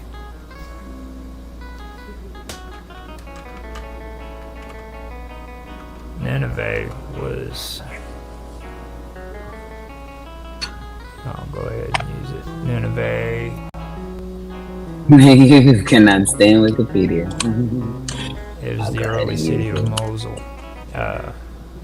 In northern Iraq. It is located on the eastern banks of the Tigris River and was the capital and largest city of the Neo-Assyrian Empire, as well as the largest city in the world for several decades. Today is a common name for the half of Mosul that lies on the eastern bank of the Tigris, and the country's Nineveh governorate takes its name from it. It was the largest city in the world for approximately 50 years until the year 612 BC, when, after the bitter period of civil war in Assyria, it was sacked by a coalition of its former subject people, including the Babylonians, Medes, Persians, Scythians, and Cimmerians. Now that was when the Persians finally invaded Assyria and defeated them. It was also the time when the Jews were freed from Babylon, which is documented historically, by the way. Mm-hmm. So I just wanted to make that point clear. It's the first time I've actually had a chance to say that on the internet. But that actually is like historically documented. And where were the Phoenicians? The Phoenicians were, we said, in like near Jordan and stuff like that, right? Is that right? Or Lebanon? No, it's not. The Phoenicians were, well, Phoenicians basically were all over the place. Like they were in Crete, they were up in Turkey. Troy is where Turkey is where Troy was actually at, right there on the coast of Turkish coast. Yeah, I'm looking at the map now. But the coast of which side? So it's on the Black Sea or the The best way for Mediterranean you to Sea? see it is go into your search and type in Troy, Troy, and it'll Okay. show you a map of where it was. Oh, I see here. This map is not as pretty as the other one. Oh, this one, the other one was colorful. Black Sea, Georgia. Okay, how many I see here? Oh, there's Syria. Oh, see this Cyprus. This thing is on every single map. Even if they take away other stuff to emphasize everything else, the key I want to know about you in Cyprus. What you got going on? Oops, that's nice. Oh, look how pretty it is. Okay, I'm not gonna change the subject, but if you look at these beach, oh my gosh, look at this water, man, man. Yeah. Oh my god, look at the sky. Oh, I like it. I like it. Oh my, the sky is purple. The sky is purple. 5 beaches you must visit. Huh? Oh my god. That's nice. I like that. Look at the water. Okay, go ahead. It's just. Oh, that's fun. It's so beautiful.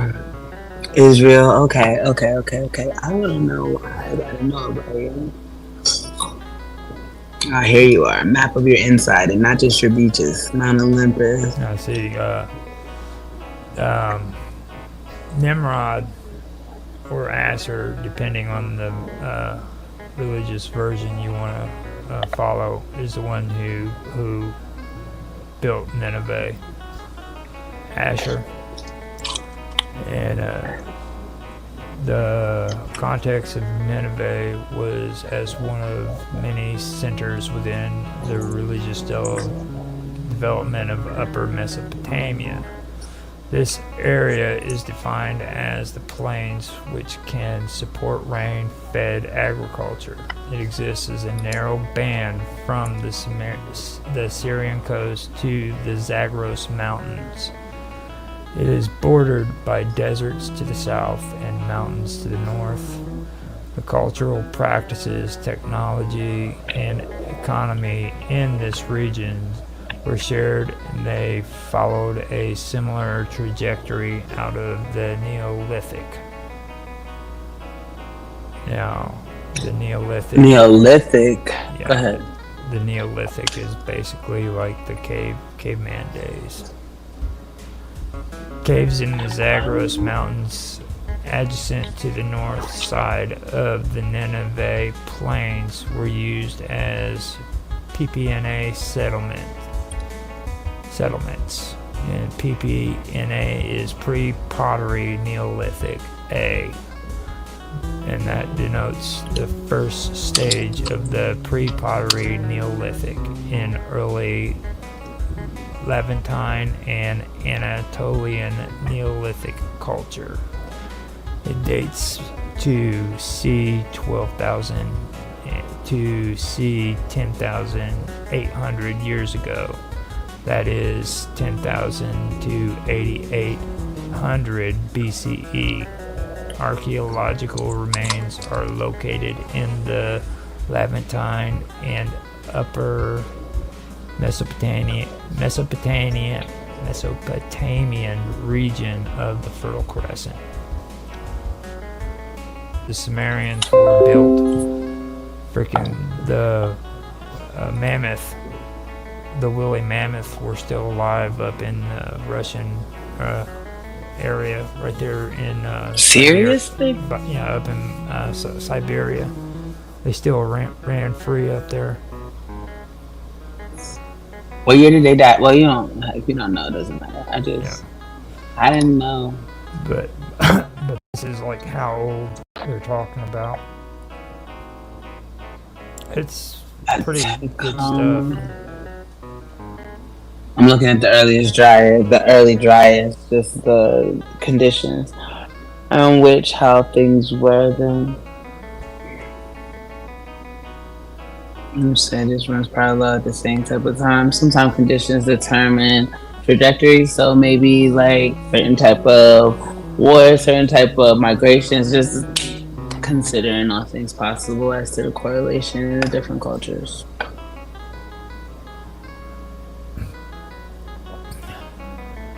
But yeah, Polytheism. it's like Because I looked up Neolithic and then I looked it up versus Neoplatism, but it doesn't seem to where they have anything. Neoplatism. Yeah, nothing. Yeah, Neoplatism. It's completely different. Yeah, time periods like we're talking about like, oh god, I'd say like Neolithic would be like 10,000 BC, 12,000 BC, those areas right in that time period. Göbekli. But I guess I was just seeing if they had any type of correlation. Now, if you want to go close to that area, you check out Göbekli Tepe. Wait a second, gotta spell it. God. I'm ready when you. If you don't know, then it's okay. Can you say it again slower so I can? I can spell it out. Give me a second. Göbekli is Göbekli. Okay, Gobekli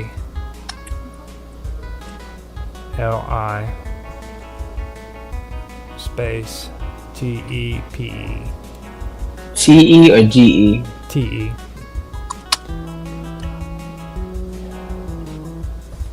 Göbekli Tepe. Okay, yeah, I got it. This is the oldest structures ever found. This is older than the Great Pyramids and all of the stuff found in Egypt. Look at this, how pretty this is. Oh, I know this place. I got the world oldest temple to be restored. I know this place. It's the oldest. Look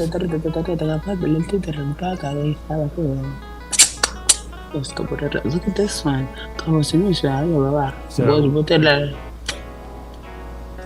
What do you think so far? Do you think we went back through and covered it pretty good on all the stuff that we were talking about?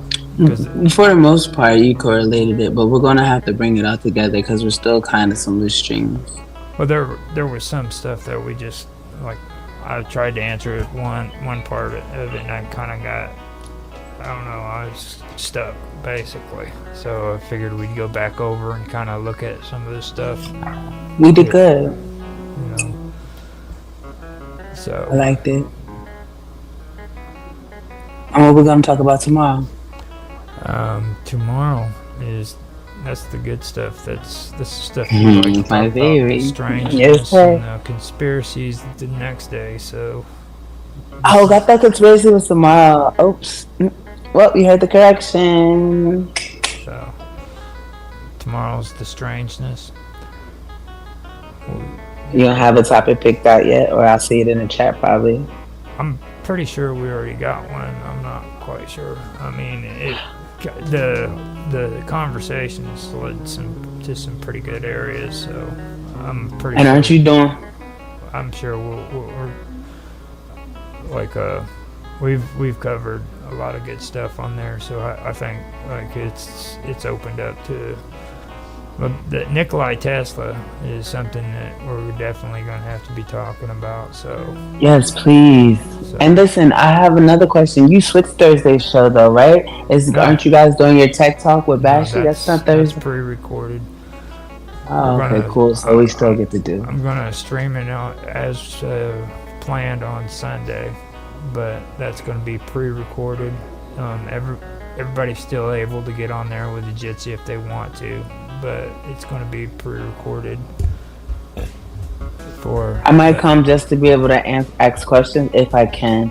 I don't know, like it depending on time and schedule permitting, because I like to ask questions right at hand. Although I know I can ask you questions anytime, even if I miss something. So I'm the same way. These guys are all brainiacs. I mean, Right, and then you think most I'm going to be able to do is sit back and listen and see if I can pick up on some of the stuff they're talking about. that's how I feel. That's how I feel about you. I just sit here and like, okay, let me do it. Thank you. Okay, so point of research, and that's that. So, I guess we should get off here and end it, and we can come back to the topics. We did get through a little bit more. We talked about the Queen of Assyria, so we moved forward on that. So And then you were able to correlate or at least bring into see that's more stuff we could do, but like Ma and the Mahat, like that Ma works. and Ma, Yeah, that's pretty good stuff. That stuck out in my head. So especially the correlation of them both dealing with death. So that kind of like, yeah.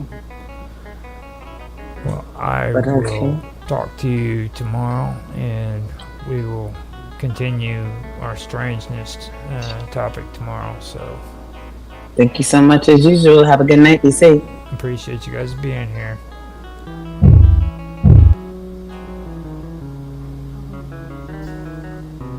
All right, so I'm gonna end this, and we should be done.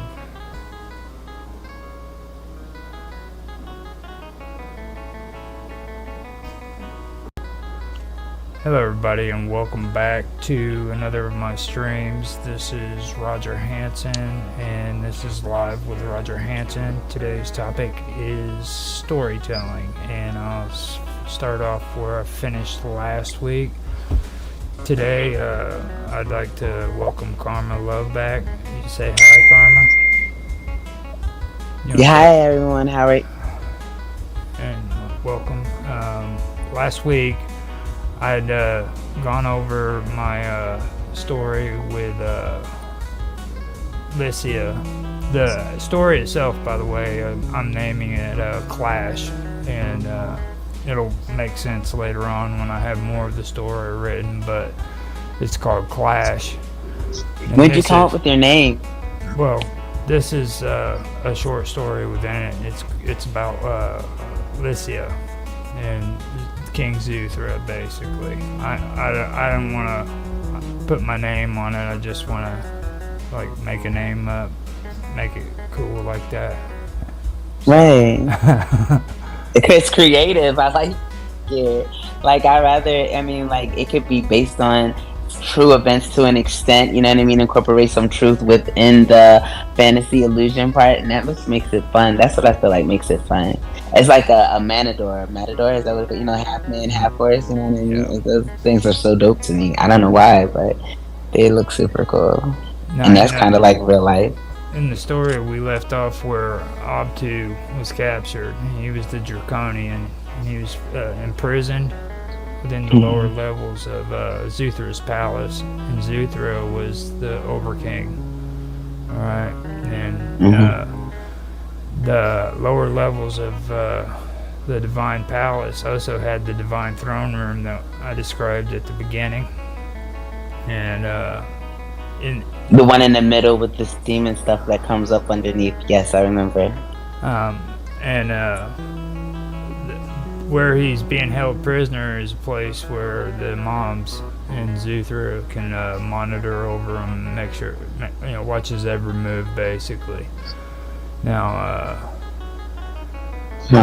right as he's getting captured, I'm going to make it to where Zuthra discovers that Tiana, his wife, betrays him for the Draconians, and from that point on, she leads an invasion against Zuthra with support from the Draconians.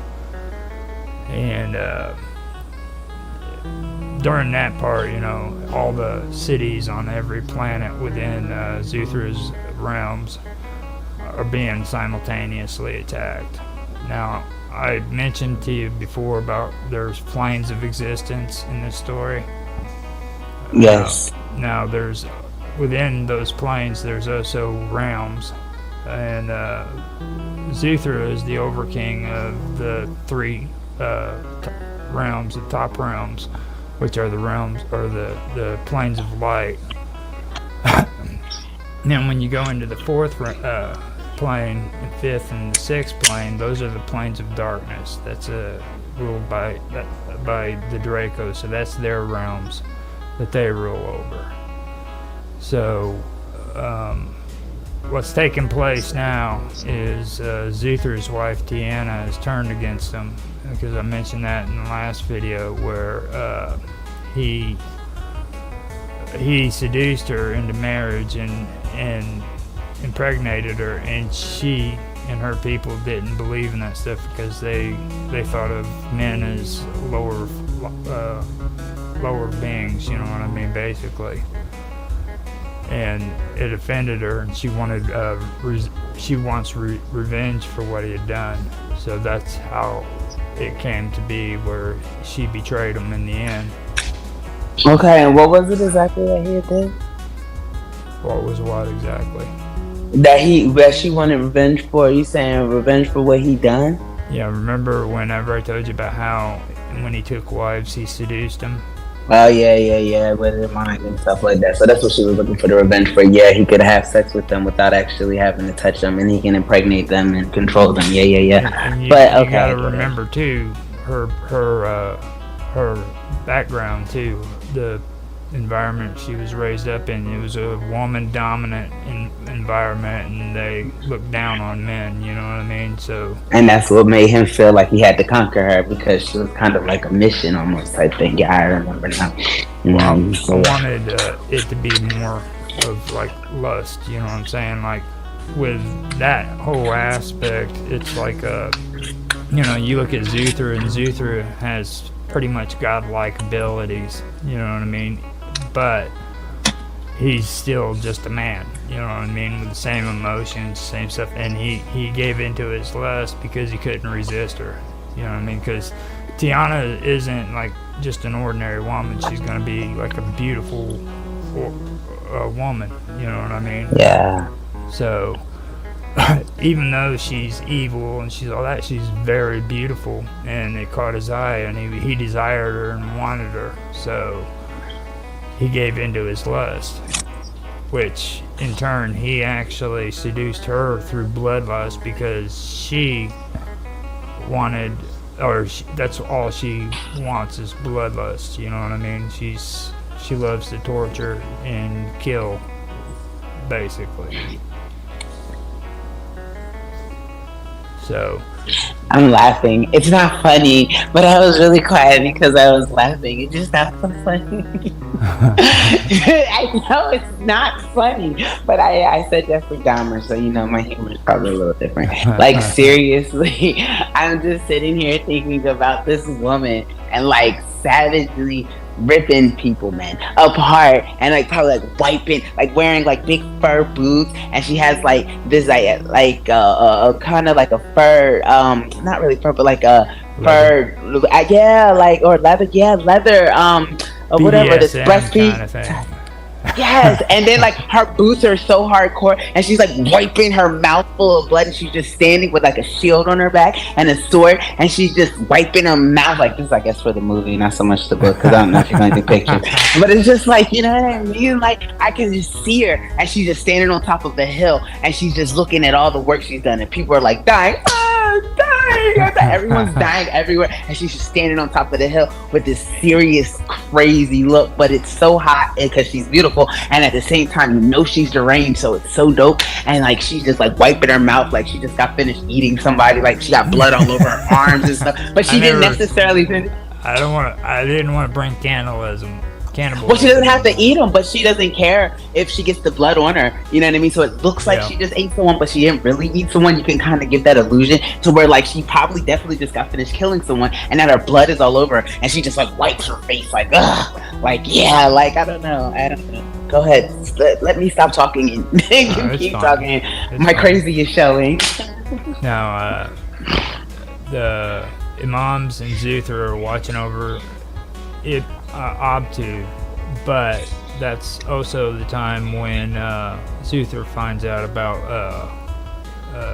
Tiana's treacherous acts of betrayal. Now, this is when the invasion starts happening, okay? And I want to kind of put it in or envisioned kind of like fire falling from the skies of these worlds with Zuthra's cities on them. You know what I mean? Where it's a full-fledged invasion, and let me see here the best way of doing it. Yeah. Now they're drawing close. This is kind of like, you know, an all-out assault, and they're drawing closer, and they're literally just going through each plane of existence. And I want to make it on each plane to where when they cross from one to another, there's kind of turbulence and everything in there.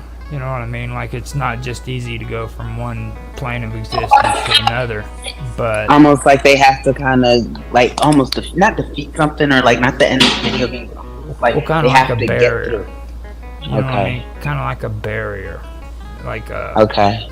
Like it would be more, even though I'm not going to mention it as science or magic, it's going to kind of be on the scientific side. You know what I mean? Like they for the longest time thought that if we left the solar system that there would be some kind of energy that was there. But then, like, when the satellite finally reached the edge of our solar system, they found out that it wasn't. It was easy peasy just for the satellite to travel right through it. But they, for the longest time, thought there would be some kind of barrier there that protected us from the outside space. You know what I mean? Or kind of kept us in a bubble. But it wasn't there. But that was the kind of concept that I had. And also, like, back before the 1900s, people thought that the Earth was the center of the solar system. And Aristotle, I believe it was, came up with the concept of the sun being the center. Well, hello, Harry. He also said that there was barriers which kept everything in its place. You know what I mean? And separated. I didn't know he said that. Yeah. I gotta do some more research. I had no clue. Okie dokie.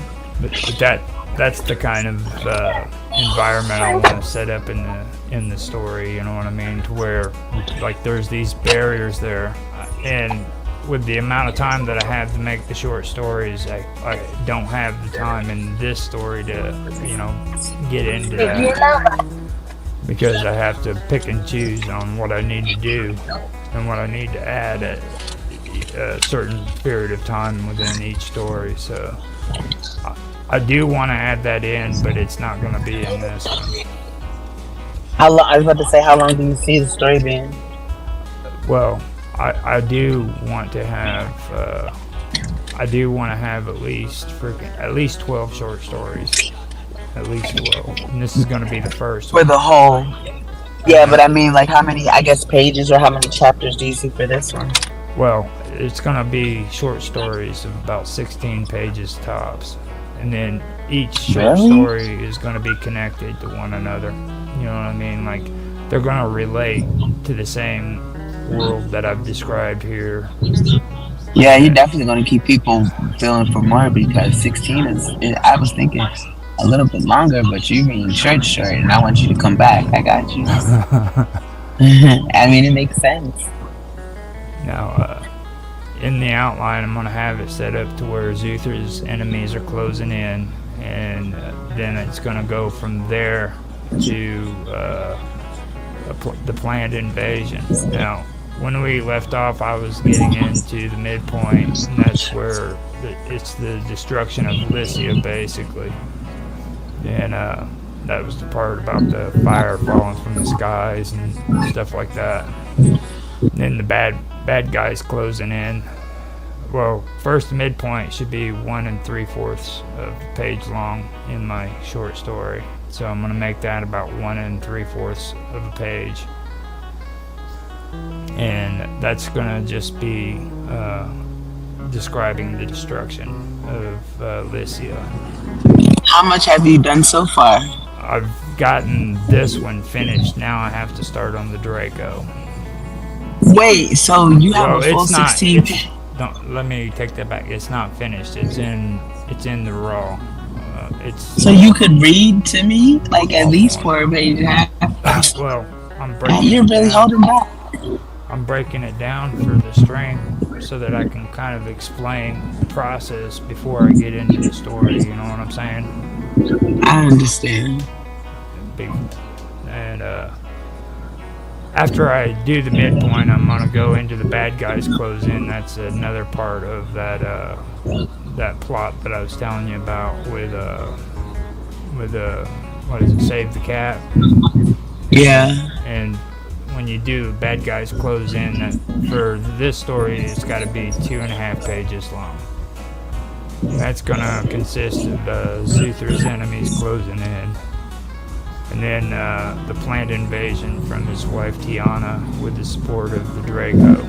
Instead of invading themselves, the Draco give Tiana all the support that she needs.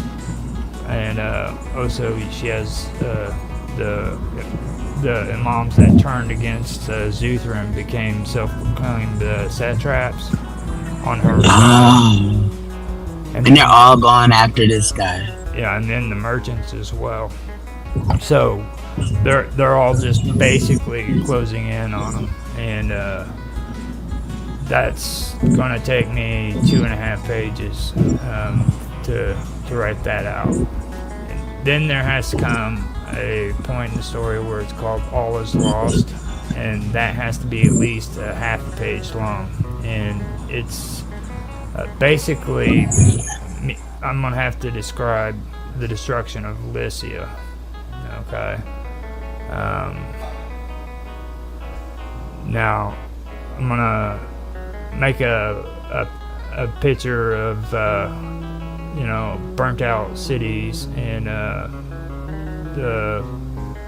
before that, what I'm gonna do is I'm gonna get going on the story about Zuthra and the high heavens of Lycia, and I'm gonna start mentioning the terrorist capital and the divine, which this is the capital where the divine palace is in. You know what I mean? So not only am I describing the high heavens of Lycia, I'm also describing freaking the city that's surrounding it. That's surrounding it, you know what I mean? Surrounding him and his divine palace. And what happens is this city and the divine palace are placed on separate planes of existence, separate from the 6 that are known. Okay? And they're placed there by the imams, who are still loyal to Zuthra. And after they separate the divine palace, or the divine palace and the terrorist capital of the divine, they separate those two as well. So it goes from being 6 planes of existence to 7, and then to 8. So he still has women that'll like support him even with their knowledge of what he actually does, or do these women not have knowledge of what he does? Well, in the story, when I get more into it, you'll kind of understand what happens after they're made into his wives. But like right now, I'm kind of going through the plot and going through the outline that I made for it. You know what I mean? Yeah, no, I see. Now, what these imams do is they take the divine palace and the divine the terrorist capital, and they separate that from the other planes of existence. And then after that's separated, they take that divine palace and they put that into another plane of existence separate from the terrorist capital of the divine. So you have the higher heavens of Lycia, and then you have the divine or the terrorist capital of the divine, and then after that you have the divine palace. So you got 3 different levels right there. Okay, and they're separate. They're placed on separate planes. Now, when they did this, though, this also included Ob-2, who was imprisoned within the lower levels of the Divine Palace. So you have this Divine Palace that's separate from the rest of these planes of existence, and down in the lower levels, there's Ob-2, who's a Draco priest. So you got that going on. Does that make sense to you? It does, but I would feel like I'd understand it better if I like heard a little snippet. I mean, I'm just saying. Now, the next thing that I do is, like I said, I describe the destruction of Lycia. So Zuthra is basically in his divine throne room, and he knows that the enemy is almost right on him, you know what I mean? And he knows that the end is close. So while he's there and he's doing that, you got to remember he has all these telepathic abilities, all right? And he's grieving because he can sense the lives lost and everybody within his realm dying, and the suffering and the pain, you know what I mean? Like, all this stuff is just happening within his head because he has a connection to all that. He's a very powerful being, you know what I mean? And No, I understand. so he's seeing all this stuff, or feeling all this stuff. And then he has he also has visions where he sees people being gathered up by the Draconian, and the Draconian use humans as either food sources or experimentation with genetics. The Draconians do? Yeah, and he has visions of this happening. And because of this, like, the power that used to empower him it seems like it's being drained away from him. Okay. And now he starts feeling shame and guilt and self-pity and pain, basically, over this happening. So he's at the point where, you know, in his mind, all is lost. So I have to make a half-page long part of the story describing what's going on there. And there's also another one that I have to go through, and it's called Dark Night of the Souls. That's another step in the Isn't that the awakening? Like when people go through all their crazy feelings and stuff like that, and then they are able to elevate, or is that something different for your story? Well, in Dark Night of Souls, that's basically where frickin' it can't get any worse. The only way out of it is up. Okay? So this is where the turning point comes. It's got to be 1 page long in this story. And this is where he's going through the emotions of feeling guilt, shame, suffering, and stuff like that. But then it gets to the point where everything's so bad that there's only one way to go, and that's up, or basically dead, you know what I mean? And that's where he ends up going into Break Into 3, which is half a page long. And Break Into 3 is it's let me I get a better explanation of it here, that way I don't screw it up.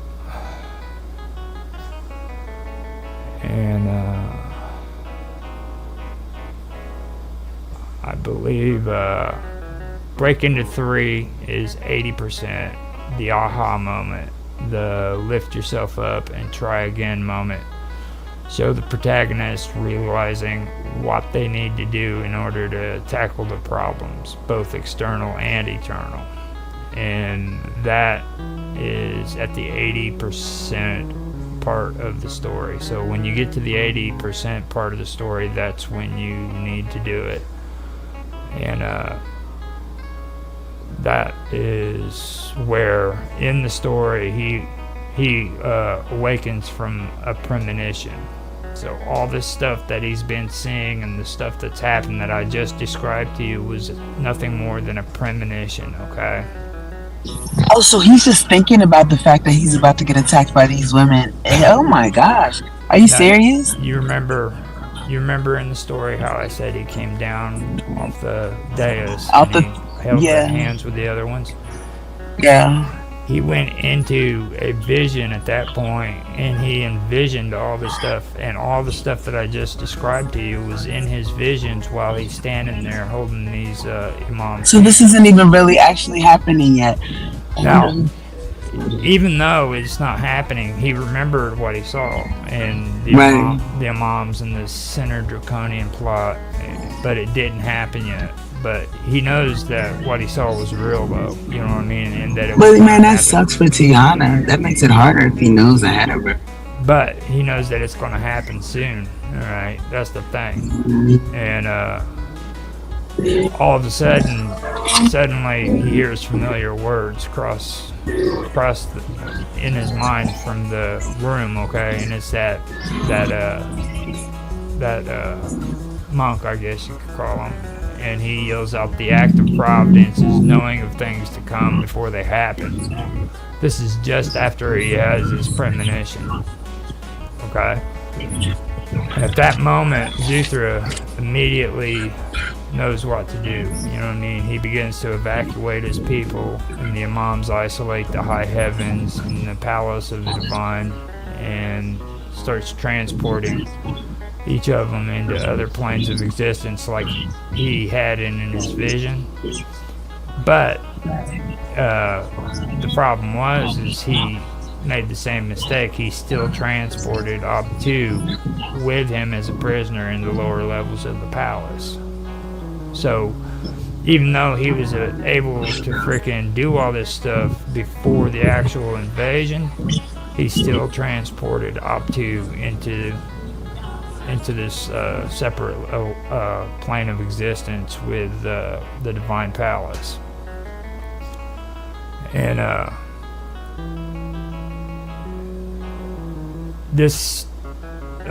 he comes out of his vision just as Abtu was being captured too, by the way. So Abtu is being captured and the invasion is beginning, and he comes out of the vision and sees it all in his mind, and he knows that it's about to happen.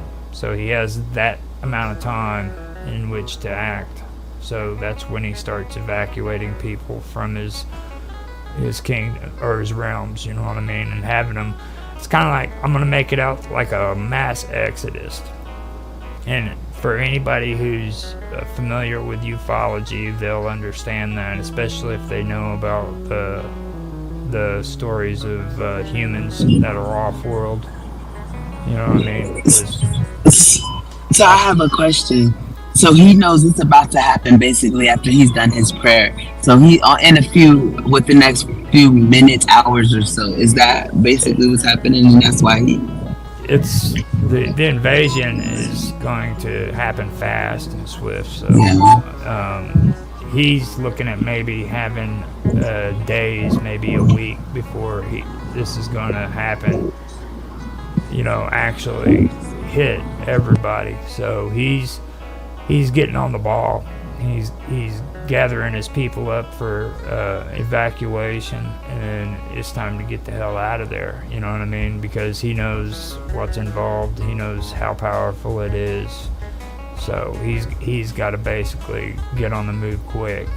Like, this is the last second, and he's got to. If he doesn't do anything now, then all's lost, basically.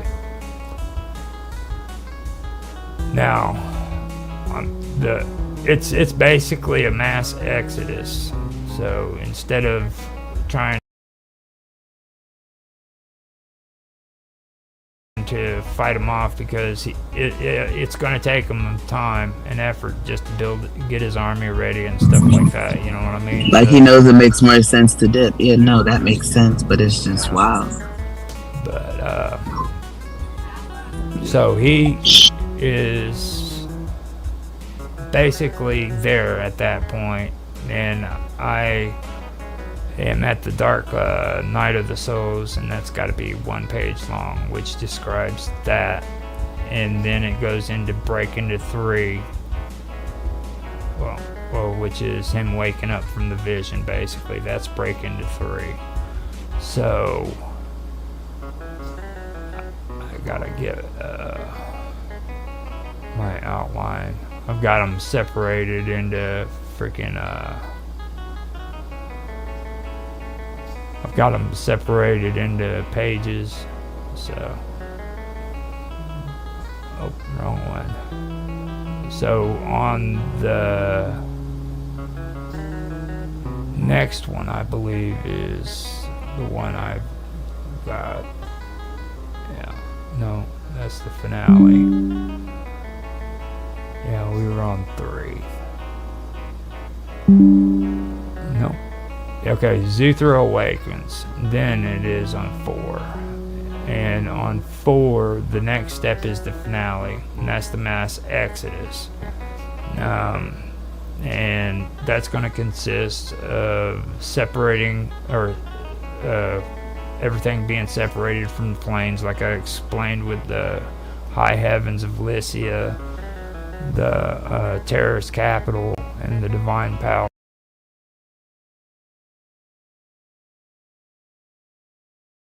How they were separated. I'm going to start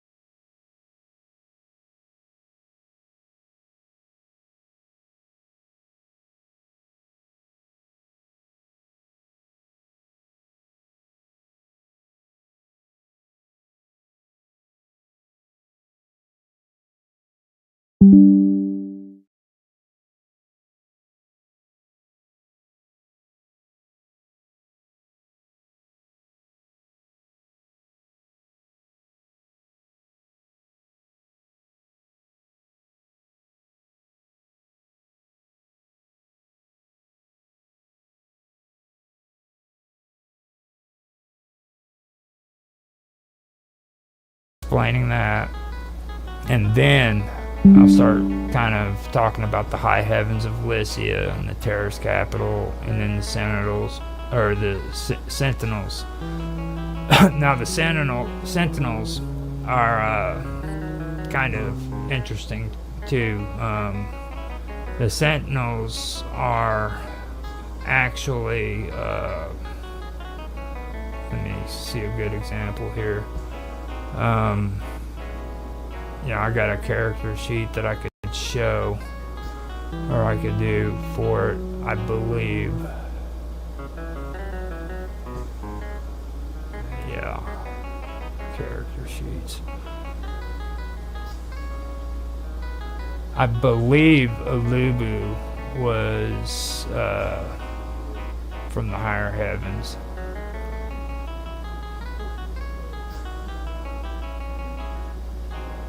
No. And what does Alubu do? Alubu is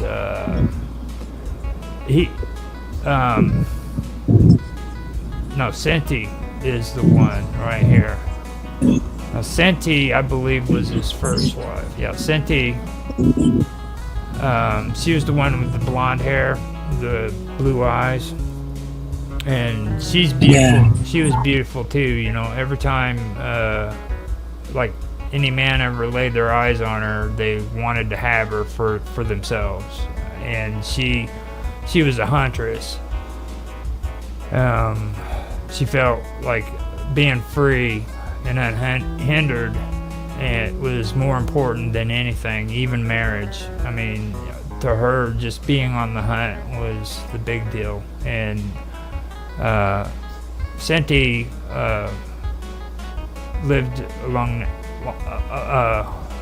she lived among the nature. You know what I'm saying? So that's kind of what I wanted to get in with her. You know, she was more of a huntress, and the people that she was a part of, they were basically like her. You know, they had that image of beauty that just illuminated from them, and they came from the higher heavens of Lycia. You know what I mean? Like, everybody there was just like these beautiful freaking beings, you know what I mean? And whenever they went into other planes, they had to be careful because everybody else desired to have them as their wives or their husbands or anything, you know what I mean? Now, Yeah, no, they were extremely desirable. yeah. Thank Now, you. she, Okay. just looking at her, was hypnotic, you know, to people basically, and that was the kind of thing that happened to people who were born and raised in the higher heavens. So it kind of comes with the territory, and that's what I wanted to make those characters out to be. And basically, the Sentinels are these people. You know what I mean? They not only are like that, and they don't only just get into hunting, but they do other things too. Like, they're big on map mapping and things like that. But besides that, they're also like guardians of the Overking. Like, they become sentinels, and that is an aspect that I wanted to put in there when it comes to Senti and her people that were on the higher heavens of Lycia, and their jobs are to be like the guards and stuff. So I don't know what happened. My phone disconnected. I'm dropping basketball. I'm dropping off at basketball, so it's probably just got hit or something. I don't know. But okay, fine. I'm here now. It's fine. I was still talking. I knew you went off the air and everything, so. But I didn't even notice until just this second. I figured something happened like that. But yeah, I was just kind of explaining like what I was relating to with Senti, and the reason why I brought her up was because I wanted to kind of explain what Sentinels are, you know. So they have that alluring And look. she was the blonde hair, yeah. And that she just wanted to be on the hunt. I heard all that, yeah. And she wanted to be on the hunt. She didn't really care about like marriage or anything like that. It was just the hunt that was the thrill for her. I heard all of that, and then like I don't know what kind of happened. It seemed like it happened really quick, like, and then I got back on. With her people though, okay, her people eventually become what they call sentinels, and these sentinels are, all they do is they guard over the Overking, and they watch over him, and everything that involves the Overking they're a part of. So they're kind of like his freaking royal guard, you know what I mean? And that's where I wanted that part about the Sentinels to be emphasized, because that's important. So that in the story, you know, there's going to be Zuthra, there's going to be the Imams, then there's going to be the Sentinels. So the Imams are like his closest priests, and then you have the Sentinels, which are his guard. They're the ones that watch over him, you know. So that's another part that I wanted to bring out. Are they all women? Oh, you know, you said they're No, the men. they're women and men. Right, the most beautiful. I got that basically from the civils. You know what I mean? From well, not really the civils. I forgot what it was. It's from basically they're from like Viking history, they talk about the Sentinels.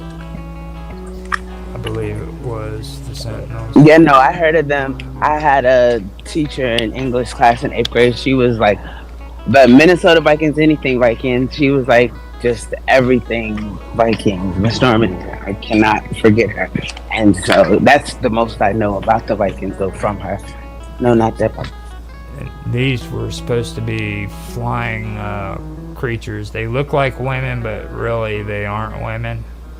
I didn't want to make everyone in this category be just women either. You know, I wanted it to be a man-woman society. So it kind of blends off from there to like D&D, because like or Forgotten Realms, mostly D&D is where I got this idea, because there's a part of the old D&D stories where you go to a land like this, and to get up to the higher levels of the divine, you have to freaking go up a mountain, and there's different levels within the mountain until you make it to the top. And I really like that, so I wanted to incorporate something like that into Lycia, to where it would have its own Ascension? Yeah. Mm-hmm. Sounds good. So I didn't want to make any of this too D&D. I didn't want to make it too sciencey or ufology. I wanted to kind of blend it together. Right. So it make a whole new genre. Yeah. Like, technically, right? Mm-hmm. So we got the mass exodus, and it had begun. And that would be the Draconian invasion, which was led by Tiana. And I really shouldn't call it the Draconian invasion, because they basically supported Tiana to do it, but that's how I wrote it down. And now all the people that were supporting the Draconian that was taken over by that drug Selma, and people who just followed his teachings out of greed and all that, people who were deceived, they stayed behind, and they stayed behind, and they awaited the Draconians, who were going to be their new masters. And Zuthra organized the best routes of evacuation, so that he could evacuate his people, and he chose planets where they needed to travel to, and places where they would eventually resettle. Merchant ships, I'm going to make it to where merchant ships that were still loyal to Zuthra were loading passengers up. And I also want to set it up to where, you know, like military battleships that are in space were en route, and they were preparing for battle. But as they fell out of like hyperspace, frickin' it was too late. The Draconian battle cruisers were already there, and they were basically shot out of the, you know, shot to smithereens, basically. So I think I redid that. I don't know for sure if I did or not, but that's kind of what I want to get. That's where you start getting like the more sci-fi part of it in, because so far I've covered like the abilities of Zuthra and the stuff like that, but there has never been anything about like the technology, you know. But right here is where I want to kind of slide that in there. And when their fleets fall out of hyperspace, and on arrival, they're basically destroyed immediately. The Draconian fleets were there to meet them, and while this is going on, all of those merchant ships filled with passengers and cargo are fleeing away on their exodus. I'm gonna be describing that, and This is all happening in the first story, or is this all like as to right come? at the end of the first story. Okay. And they're heading to locations that are considered safe. Zuthra, though, stays with the Divine Throne Room, and he's placed on a plane of existence separate from the rest. So you have humans that are fleeing outward, and Zuthra is being placed on a different plane of existence.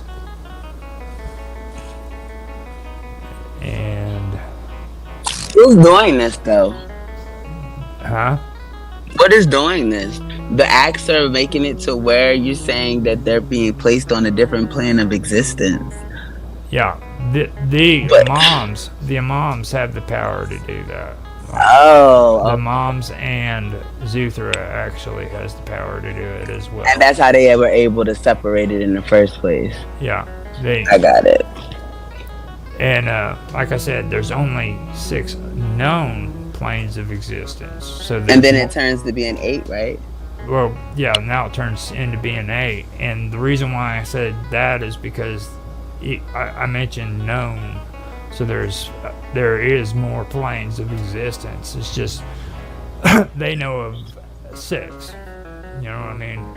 6 planes that they can travel between. And then there's different cultures. There's different societies. Some of them are more primal. Some of them are more technological. Some can travel in space. Some can't.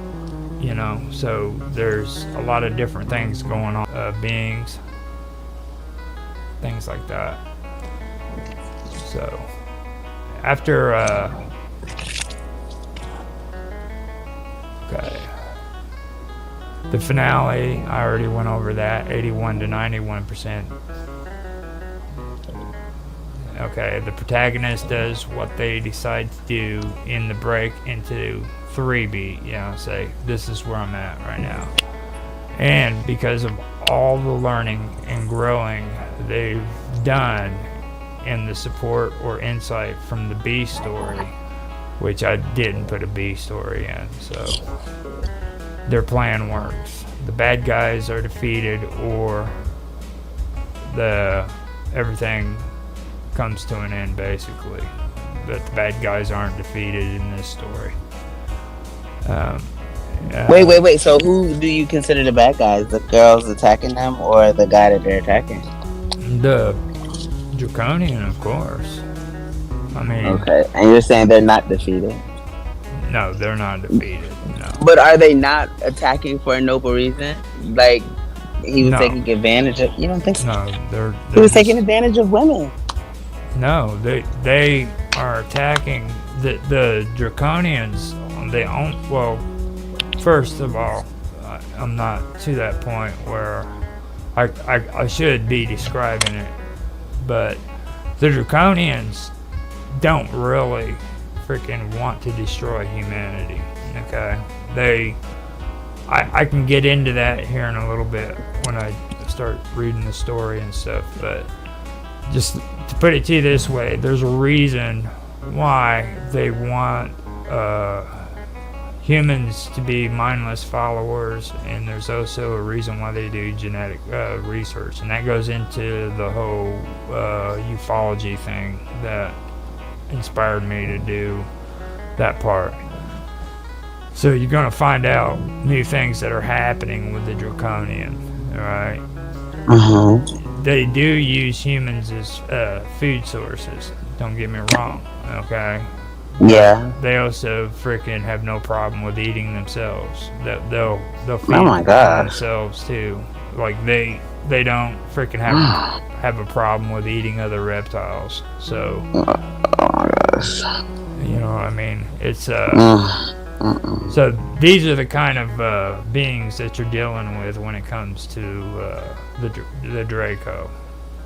But don't get them wrong, they're very intelligent. You know what I mean? They've learned how to survive over millennia because they come from a realm that's, well, the lowest realm is complete darkness. Okay, so they've gone, and that's where their leaders are, in the darkest realms of the known planes of existence. So So their leaders are in the darkest planes of known existence, and then this is how they're able to manifest, or I guess breed, or because are they birthed, or that is going to be mentioned in the next short story. oh, okay. Excuse me for getting ahead of myself. I apologize. I have to stay one step at a time. I got it. Are you reading to me? You haven't read to me. You done a lot of talking, and you haven't read to me yet. I'm going through my stuff, man. You're not gonna read any of the story. No. After that, I have to do the finale image, which is kind of like the first part, where, you know how I described what the throne room looks like. Yes.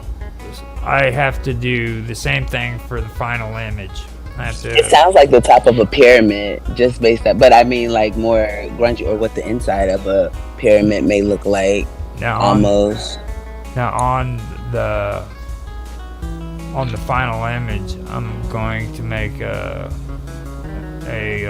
image of the divine palace, the divine throne room, and the lower levels of the divine palace that has Ob2 in it, and with the let me see.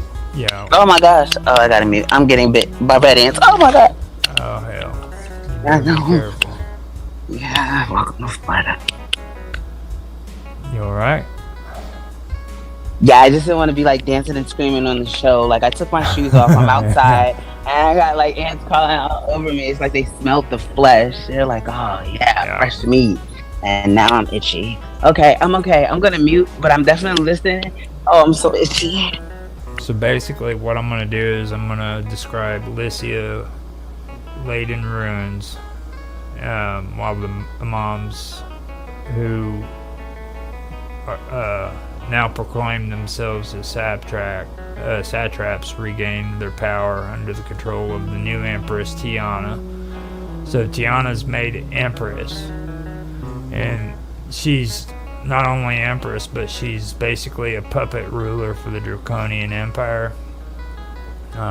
These puppet rulers, so she kind of massateers or puppeteers other people, or she's basically just a puppet ruler. She's somebody who does exactly what the Draconians want her to do, regardless. Does not sound much like a ruler, but okay. Yeah. So they just put her on the throne and said, "Do what we say, or we kill you," basically. So these Draconian rulers, they speak telepathically through human slaves. Alright? And they're usually the ones that are captured during the invasion, or the followers of the Draco, you know, the ones that only heard what the Draconian, and they're basically, all they hear is what the Draconians tell them, and they follow them faithfully because they're high on these on Soma, this drug that the Draco controls the majority of the humans with. Now later, these slaves and followers, they flee like the other ones did before, but that's only because Tiana slowly gives in to her, like, the darkness inside of her head, inside of her mind, and she starts offering more humans to the Draco as payment for her being ruler. How did she learn about what was happening to her from Zarata? How do I say his name? Zithra. How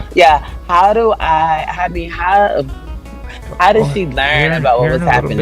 Here in a little bit, I'll start reading the rough draft to you, but I'm kind of explaining the outline and the plot for you, so you kind of know what's going on and what's taking place and the structure that I'm putting behind it. You know what I mean?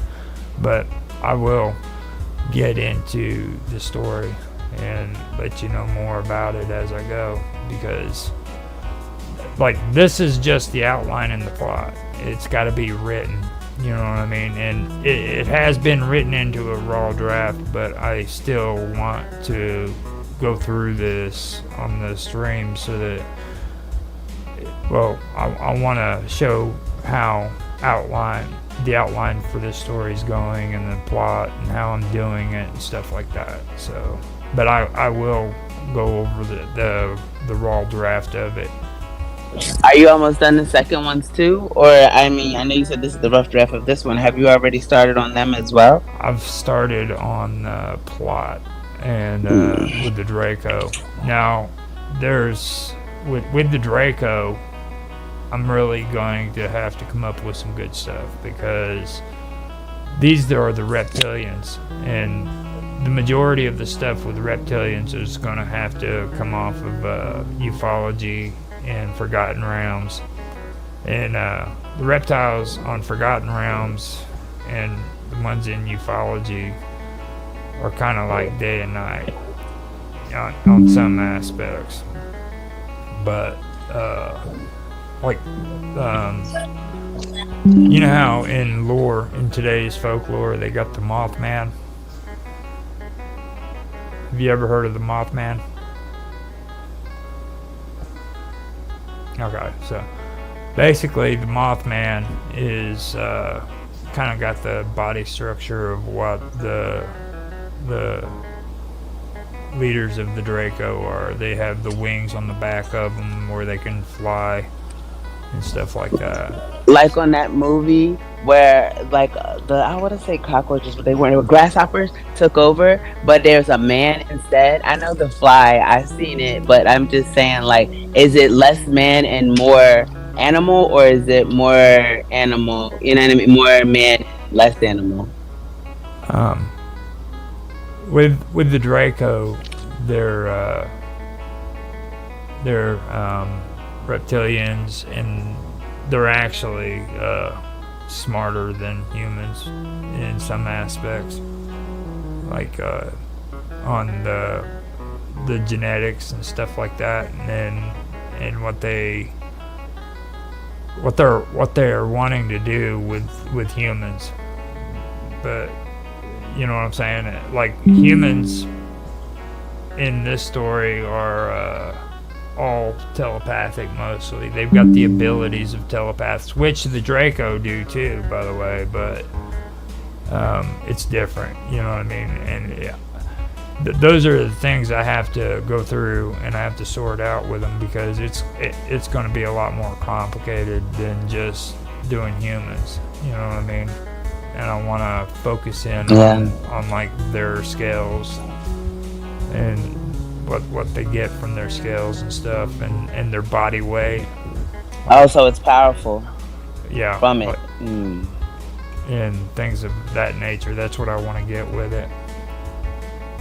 But anyhow, Tiana, she begins to have desires for more pain and suffering from her subjects, and this makes her have more enjoyment out of it, and soon she it just overpowers her and it overcomes her, and even her subjects, who are like mindless followers of freaking the Draco, they kind of stop and take a look, and they're like, they wake up, you know, from being that way, and they're like, oh, this woman's trying to kill us. So they evacuate eventually too and flee from Lycia, until Lycia becomes desolate and it's just a memory, you know, a lost civilization that fell many years ago, basically, you know, and that's how I want that story to end. So after that, I'm going to go into the Draco story, and I'm going to start it out at this point, and it's going to explain the Draco and Op 2 and everything, and then it's going to stop, and it's gonna be from way, way long time ago. You know what I mean? So, the final part of this story goes, it could end up being, just somebody sitting down and telling lore about what happened, in that battle. yeah, Like, and because it's, like I said, it's going to be over different time spans. Does it open the realm for the next set in the series? I mean, I get it that it's going to be, you said about, what is it, 16 books in it? Or how many books? Yeah. And there's going to be different characters. Like these are just the beginning characters. There's actually, and I do have the character sheets for each character that I'm going to use. So it's just and like I said, this right here is a rough draft of what I'm writing. So even though I do have it written out, it still could be changed. So I mean, now I read. You still have stuff that you might add or take out. Yeah. Well, I've got to stay according to the plot too. So if I do add something, I have to make sure that it goes according to the plot and the outline, because I'm wanting it to be a plotted story. So that's kind of tricky too. Well, what gave you this idea? Just from your studies? Well, I've been writing stories all my life. I mean, the thing is, though, I never took freaking making a plotted story very serious. I mean, I just didn't want to do it. Sounds like you're doing it now. That's what I'm doing now. This is the second story I've done it on. The first one was 165 pages, and it's considered a short story too. But where is that at? It's I haven't published it or anything. I've got it written. I did it for NaNoWriMo. Disappointed with that situation, but I never went back to it. And I'll do it eventually, but I'm gonna sit on it for a while, let it freaking stir, see if there's new ideas that come out of it. That's nice. NaNoWriMo. I never heard of it before. So here's part 2. I'm gonna read to you for it. I try to keep them separate into different pages. So I'll read this to you. Okay. You ready? Yes, I'm gonna mute and I'm Alright.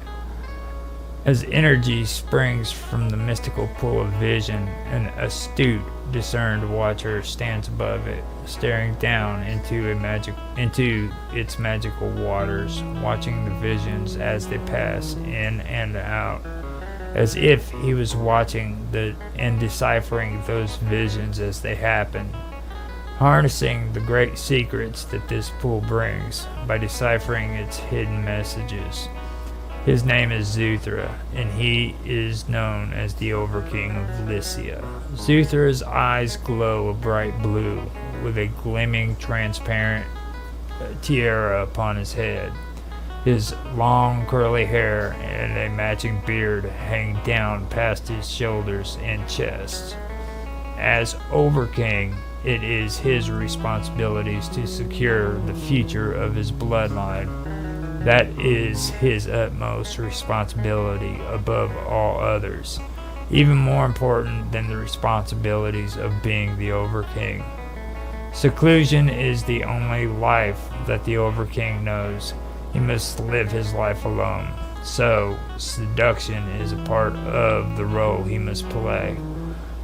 Energy spills upward out of the pool of visions as Zuthra raises his arm into the air. This energy flows through his body as Zuthra closes his eyes and visions of the past enter his mind. The pillars begin to glow as priests dressed in shrouded cloaks gather around him. Zuthra places his hands into the air and of the mystic Zuthra places his hands into the water of the mystical pool of visions and opens his eyes as he raises his arms into the air. Lowering his arms, Zuthra takes the hand of one of the priests standing beside him, and they are all now circling the pool. The memories seem to be transferred between them, like a conduit transferring energy from its source to its outlet. Afterward, the priests return to a corner within the throne room, raises the throne. Okay, afterwards the priests return to a corner within the throne room, and this ritual is then repeated over and over again. When Zuthra raises and lowers his arms, at the end of each ceremony, a priest will then announce in a loud voice that is heard across the entire throne room. The act of providence is knowing of things to come before they happen. And that is the second reading that I've got right there. Wait, hold on. You read no, you cheating me. You read that last week. Yes, you did, because I remember that end part. And I was explaining the act of providence is no. No, man. I'm doing the third one anyhow, so just. Oh, you're going. Okay. You're trying to get me. Like, I know what I know. You're not gonna get me. Okay, go ahead. Okay. All intelligent beings live within the known planes of existence, and there are 6 known realms within these planes. The first 3 are ruled by Lycia and are called the higher heavens of Lycia, Protean, and the cardinal realm. Then there are the 3 darker realms ruled by the Draco, a reptilian race of beings. These are the Orphidian, Serpentine, and Saurian realms. There is a lot of diversity throughout all of these realms, with many environments, cultures, civilizations, and beasts that run wild within them. Within these cultures and civilizations, some people live basic lives day to day, while others travel the stars. Some travel between the realms, while others know nothing outside of their own world. Some realms are uncivilized, primal, and filled with every kind of crawling thing, but some are more civilized. Tribal beings are spread within every realm, culture, and civilization abroad. Civilizations travel the stars and have advanced civilizations, while other civilizations without technology are everywhere too. Some with a moral outlook of things, while others can travel the stars, have an advanced technology, but have no value for life. The dominant species within Lycia are human, while the dominant species within Draco are the Draconian, of course. Slavery is practiced throughout all of the realms, except for the higher heavens of Lycia. Not every culture and civilization within each of the realms practice the use of slaves, though, and are against it. Others destroy cities and villages for the single purpose of collecting slaves. It is the survival of the fittest, and only the strong shall survive in unforgiving and barren environments that are able to kill. Just as much cruelty is committed by humans as well as by the Draco. So that right there is the basic sum of what is going on within the story when it comes to these civilizations and the realms, and how harsh they are to one another. You know what I mean? Like, this isn't like a fairy tale land that you're gonna meet up with Mary Poppins. Hello Kitty, right? Exactly. Right. So it's really crazy, grungy, yeah, but I can see it. Dungeon. Oh, what is it? Now, Dueling Dragons. Well, that's Dungeons and Dragons. Dungeons, but There's also going to be some influence from um, ufology though in there, like the genetic part. Like there's a lot of ufologists who talk about like the secret space program and stuff like that, and they. I mean, it's not a matter of believing them or not. It's just their stories are freaking amazing. Just sitting and listening to them, you know. So even if they aren't real, these people have imaginations like you wouldn't believe. I mean, I would kill for some of their imagination, to be honest. It's amazing, some of it. So it kind of inspired me to where if I do want to write this story, I'd like to add some stuff into it, you know, like underground tunnels and stuff like that on a planet that's freaking barren, and you can't live on the surface, but you can. But you can go underground. Right, you know, things like that. Those are kind of stuff that I would be interested in, or domed cities that are inside of craters on moons, or even on planets. Can you imagine a huge crater with a freaking dome city in the middle? I can imagine it, but living in it is something different. Like I can see it, but actually like living in it, like because everything changes, or does the atmosphere? This is like really off topic, but like, does the atmosphere develop around you? Like, so are there no more trees and no more flowers and all the pretty stuff? You'd have to terraform it. I mean, so you could do that. And the materials that are used for like buildings and stuff, that they would have to look like the surface of the planet. So like say the soil's pink like on Mars, you know, that means that all the stones that are used are going to be pink freaking buildings. You know, or look nice though, you know what I mean? People, yeah. So there's a lot of things that I do want to incorporate into it. But with then you can make the flowers. If you do it like that and you add that within your storytelling, I mean, I feel like you could kind of develop it. Because, you know, once you write stuff, it kind of comes true. Yeah. I mean, sometimes. Well, I mean, I don't know if it's going to come true. You know, I mean, that's a... But, I like it, and the more I do it, the more things are getting tamed out, and I've got to focus more on trying to, like, that's the raw story, you know what I mean? So it's not going to sound like that in the end, because I have to have actual conversations too, and then I have to make sure that when I say it, I'm not over saying it. Like the word civilization is getting used a little bit too much in that last part. You're hoping to be able to have like an anonym for it, or synonym for it, not something similar, right? Yeah. Civilization, society, culture, existences. So I have to go over all that and get it straight and maintained. So we have come to an hour and 24 minutes, and I have read 2 parts of the story for you, so you should be happy.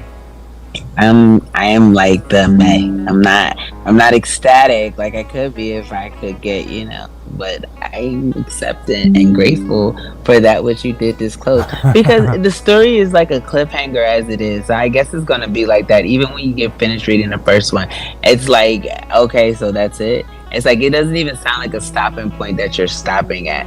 So it's good. I get it, because that's the point, but not for me. I guess so if you're live. I guess if you're live it is. But it's cool. So tomorrow, what are we doing? Is it? It's not conspiracy tomorrow, is it?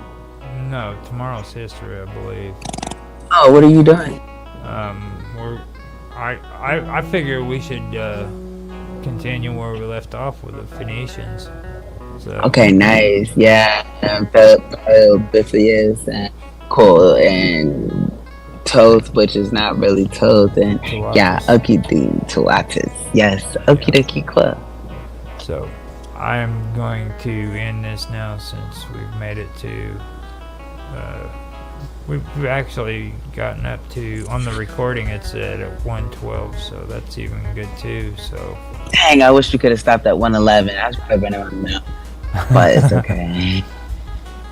Okie dokie. I will talk to you later, okay? Yep, have a good night. Be safe. You too.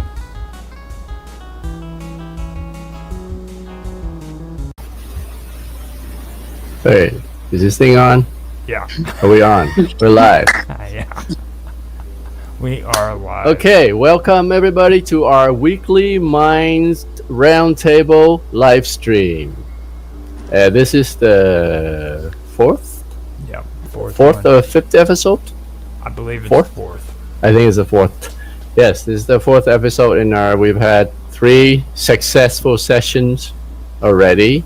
Last week's session was especially good in that we had a lot of big hitters joining us, and we're hoping to have the same people rejoining us this week, where we might further our discussions on how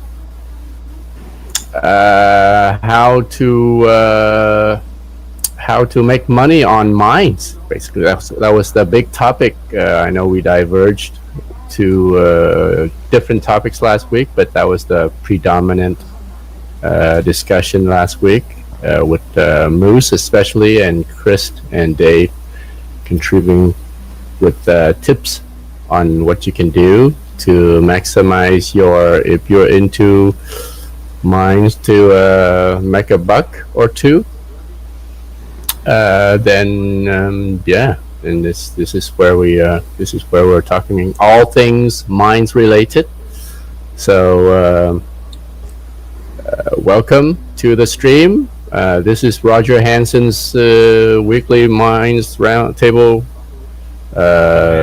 broadcast, and Roger is again incognito, hiding his face from the Yeah, rest of us. this is your round table. Yeah. camera And also, My camera won't work. It's horrible. yeah, right. Also on the stream right now is Karma Love. Wave hello to everybody. Hi. We actually see you face to face this time. Yes, sir. It's nice, great, good. Thank you. All right. So that's where we are. What are we doing this time? What are we doing this week, Roger?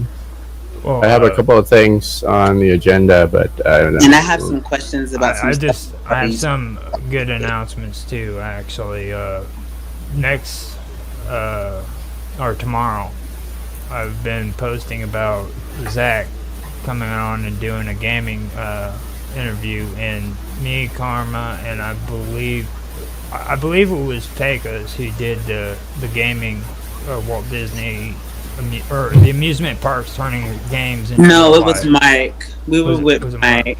Mm-hmm. And it actually turned out to be a good freaking stream, but the only problem was I screwed the recording up. So I was able to get a guy that I know named Zach off of Discord to come on to do kind of like an interview setting for Minds on amusement parks and gaming. And he actually got interested in the topic that we were discussing and did more research, and he said that he was going to come out with a podcast where he's going to talk about the history of Disney and video games, but also tomorrow he's going to be on early at I believe it's 1 o'clock my time, so it'll be about 6 or 7 in his time because he's from Scotland. Wow. Okay. Gonna be neat. Wait, hold on. The Disney fanatic is from Scotland? Oh, no, he's from England. I'm sorry, Rapid Glitch. The other guy I do games with, he's from Scotland. Oh, okay. So I hang out with Canadians and freaking English people. And Scottish. Yes. and then people Awesome. from Florida and stuff like that. Why do you wait? Hold on. I guess. Oh yeah, those people from Florida. Like, hold on. Florida is that state. Why would you? I don't like how you did that. Yeah. You had a big enthusiasm for everyone except Florida. Like Florida was kind of just like, oh yeah, Florida. Is it because it's in America? Judge me not for where I was born. I I personally think that it's going to be a pretty good result on that because I've got something set up tomorrow with Zach. Then I have Rapid Glitch saying he's coming off of vacation for because he's on vacation, and at the end of the week he's going to do an interview with me. He's into retro music or retro games, so he'll be talking about stuff like freaking Super Mario Brothers 64 and stuff like that. Isn't that what you play? I saw you post that in the chat not too long ago. You play that, don't you? Yeah, he forces me to do it. Why does right? I know, with a gun to your head, right? Yeah, he does. Yeah. Like I never freaking played Pokemon, alright? Ever. Not even the card games, okay? And this dude literally forced me to play Pokemon Yellow from beginning to end. I had to beat the freaking game because he wanted the video for it. Okay. And now you're hooked. No, I haven't touched it since I finished his challenge because he does game challenges, and I did his challenge, and I'll be done with it later on, or I'm finished with it basically. Wait, what kind of challenge? He does the challenge for Pokemon. He does the challenge for Nintendo. Or you can talk about that tomorrow. I apologize. This is definitely the Minds one. Oh, it's just any conversation. I mean, it's up to grabs, but Tan, the mighty Dawn. Yes. Yeah, you got me calling him that in my head now. That's what I was about to say. I was like, Tan is there. I felt so like just call me whatever you want. Just don't call me. If I call you Dawn, and then I think it's his fault. Just don't call me Tom. Yeah. You gotta win, Roger, because He said he had some updates though. What is it that you wanted to share? Oh no, no updates. I just a couple of things I'd like us to talk about. Okay.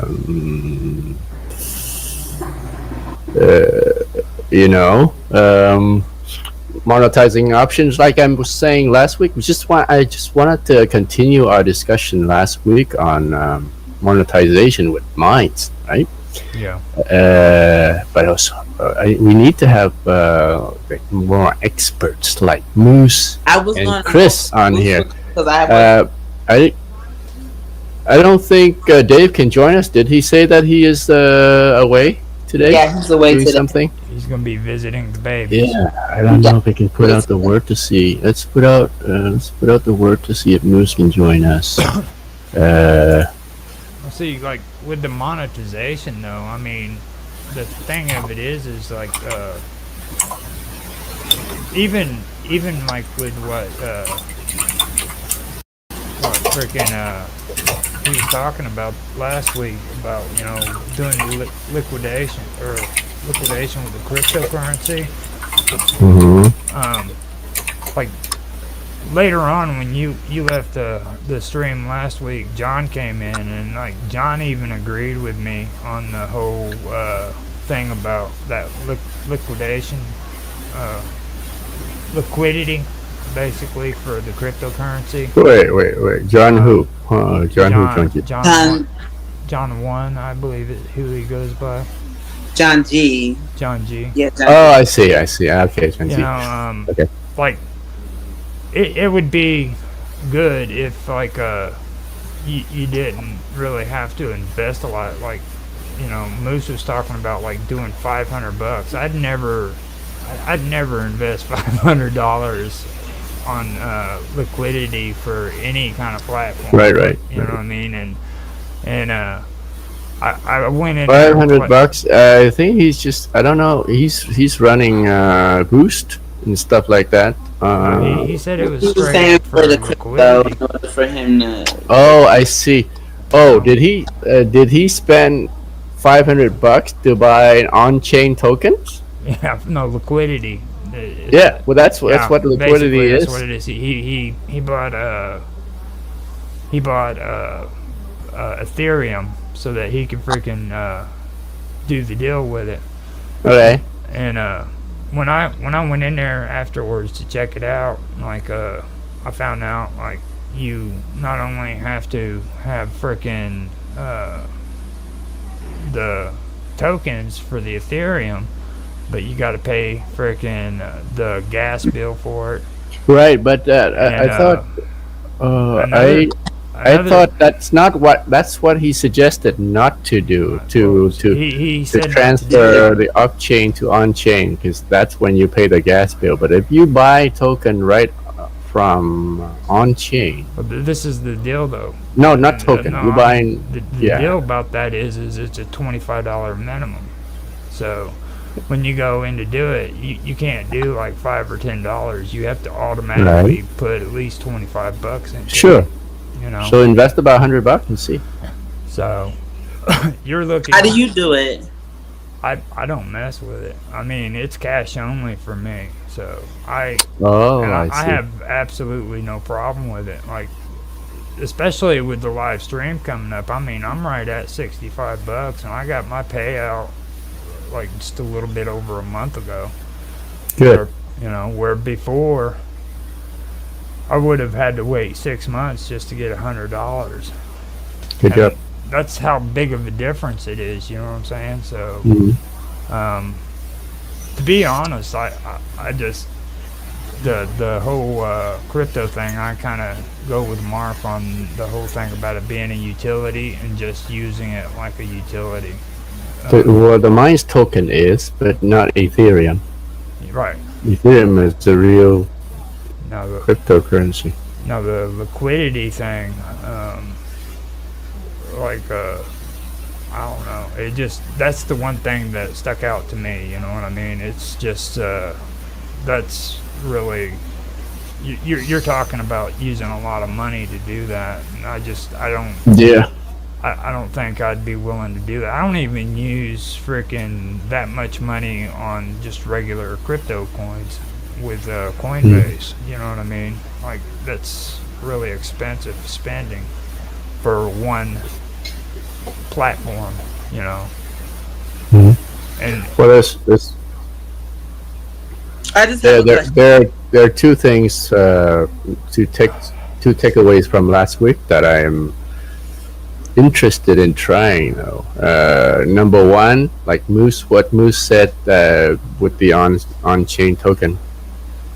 Another thing of just getting $100 in on chain, just to see what returns it can give us. All right, that's number one. Just put $100 in the on chain token and like you basically do nothing after that. It'll just earn liquidity for us. I think it'd be good to see.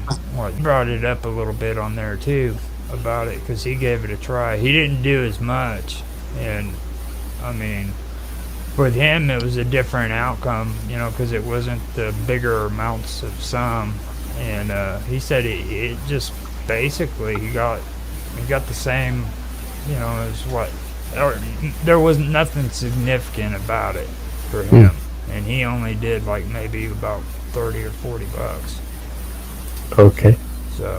So you didn't see any significant gains for him. So John already tried it. Okay. Yeah. And that's the part that when it comes to liquidity, that really stuck out to me. So. Okay. How do you get paid, like, from doing that? Like, so you're buying the tokens, because, like, Moose gave me tokens, like, the other day, like, the last time. But I don't know what I'm supposed to do with them. No. He gave you off-chain tokens, right? Yeah. I don't know. Okay. So Yeah. if they're off-chain tokens, you do, like Mark said, they're utility. They're not coins, they're tokens. Okay, they're utility, and what you do is you use those to freaking boost your content and stuff like that. Now, he also Can I told put me them on chain? you can do You it. can, but it costs a lot of Okay. Okay, the transition. Okay. Costs a lot to transition from off chain to on chain. Yeah, So I that's what use they those call the tokens. gas fee. I use those tokens when I have good stuff that I would like a lot of people to see. I use that what he gave me then, right? Yeah. Yeah, you basically use it for boosting to get bigger audience to your channel. Okay, I'll know because I haven't got the plus yet because I would like to get more traffic. I'm getting traffic now though.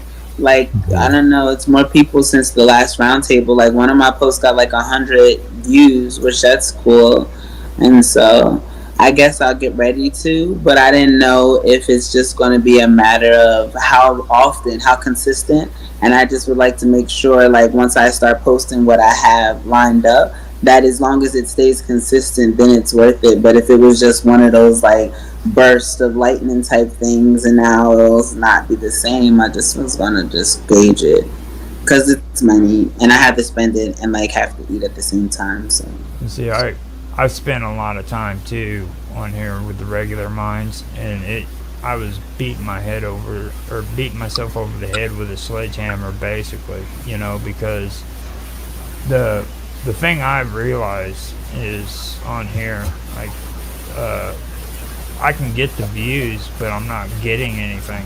Those tokens aren't cash. It's just like on YouTube. Whenever I go on YouTube, I post my videos, but I don't expect anything out of it. You know what I mean? It's just something that I want to do so that people that I know on YouTube can watch my videos. But I know I'm not going to get cash from it. yeah, so what's the incentive of getting plus then? Because I thought the whole thing. Because on Plus is where you get the money. Yeah, that's why I didn't join it at first because that was my whole perspective. Exactly what you said. Hey, I just kind of got some stuff to say, some stuff to do, and I'm going to post it out there. And you guys were like, oh, you can get some money off of it. But like, so do you get money for the views though? Yeah. No, for plus? Yeah, Or, for yeah. Plus. That's how I get it. I mean, whenever Just the views though. the It's not like transactions. they have to come to the stream. Do you get more if people come to the stream? I thought you got from a plus account. You get your reward based on the interactions, not Yeah. from views. That's a part Like of the people liking your interactions. post, sharing your post, things like that. It's a part of But- the interactions. Every time I put a video on freaking Minds Plus, I get money for it. All I got to do is upload a video, and I get money for it. Oh, I see. Really? So every time Yeah. you make a plus post, you get some points. Yeah, I can type something out on Alright. the comment section, put it on the Minds Plus, and I make money off of it. Okay, good. I mean, it's All right, so for a plus post, you automatically get like Money. how much points or how much reward do you get for a plus post? well, they haven't really broken it down like that in the analytics. That's the one thing I think would be. What Moose was talking about, you and him, and that's what he was saying. He would like to know what it is. Okay, and that's what. I would No. love to know that. That's another thing that he was talking about that I do agree with. Like, freaking, I'd love to find out exactly what it is that I'm getting for it. And then last week we were talking about click rate. You know what I mean? I think Minds would do a hell of a lot better if they had both organic reach and click rate, because they'd have both of what made Facebook and YouTube really hit off big, because organic reach is what really helped Facebook out, because then what was viewed organically rather than what was freaking boosted or paid for. And with the click rate from YouTube, you can actually see how many people clicked on your videos. So if it was from a boost or if it was a number, so you'd have your organic reach versus Right. your click rate. Okay. Then I'd know how many people are actually seeing my videos. I see. Yeah, I see that on the Yeah. on the what is it? The earnings panel, you do get rewards for plus content. Yeah. You also get rewards for page view though, but I think this is only. Do you see any amount on your page view? I think this page view is only for pro account. Now with the page view, it's a lot too. Isn't that the one we went over the last time? Yeah, like $1 for 100 for 1,000. for 1,000. Yeah, one for every 1,000 RPM, you get you get $1 or you get a token. What the? Total earnings for page view. All right, so that's the pro, right? Because you're not showing anything for your plus, right? Right. And the thing of it is I mean, does the situation change there? Because like my analytics really didn't change all that much from regular Minds to Minds Pro. The only thing that really changed was basically I could go into my settings and I could find out what my payouts in my pro plan and all that was, and then in others they had not the wallet, what was it,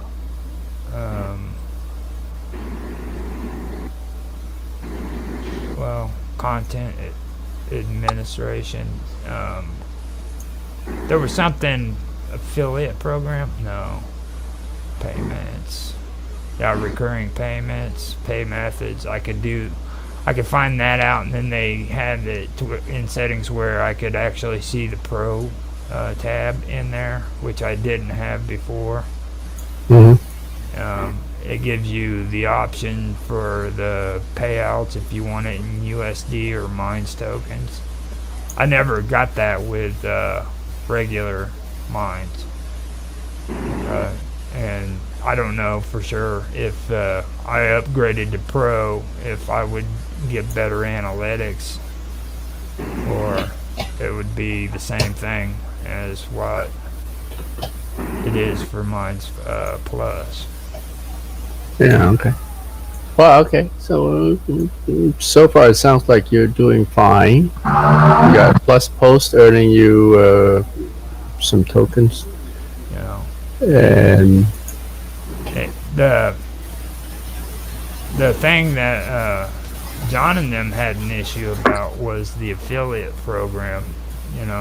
Yeah. I think they need to sort out some bugs in that thing.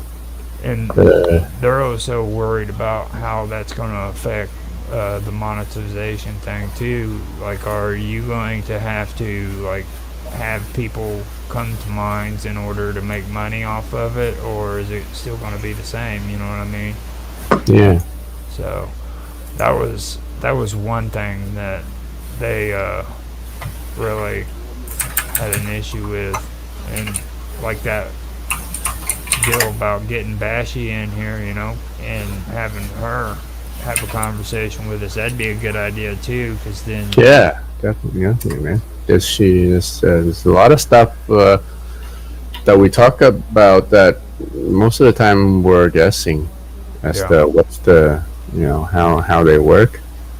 Having somebody from the inside like Bashy to keep us in check in terms of facts. What do they have? What feature? How is it implemented? How is it supposed to work? Well, is yours monetized? Very valuable. Do you have a monetized account, Tan? I have a Plus account. I'm not focused on monetizing it lately. If I do, I'd be just doing it for the educational purposes, so that I know how it works, so that it makes sense to you. I have some stuff that back up for when I talk about it, so that I'm just not blowing smoke. I have some experience to back it up with, but yeah. So Roger, when you do your, like, okay, you said your posts. So when you comment on stuff too, does that get you paid as well? I don't know about the comments and stuff. I do that just out of natural. That's the way I am. Comments, I think it counts as part of engagement rewards, right? Now, No? it could be, but then you have to think: is it a part of the token system for Mines, or is it a part of the cash system for Mines Plus? Because like I know if I post my videos from YouTube onto Mines, just regular Mines, that I get tokens for it.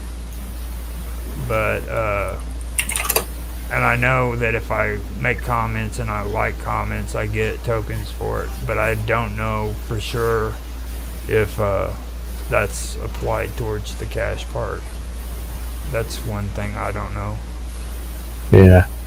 So there's a lot of things, and like the guessing thing, that's pretty much all anybody's ever done on Mines that I can tell. I mean, it's just exactly why we need somebody like Bashi. You know, I mean, that's all I've ever had to get through all of it. Last week blew me out of the water because we had so much insight.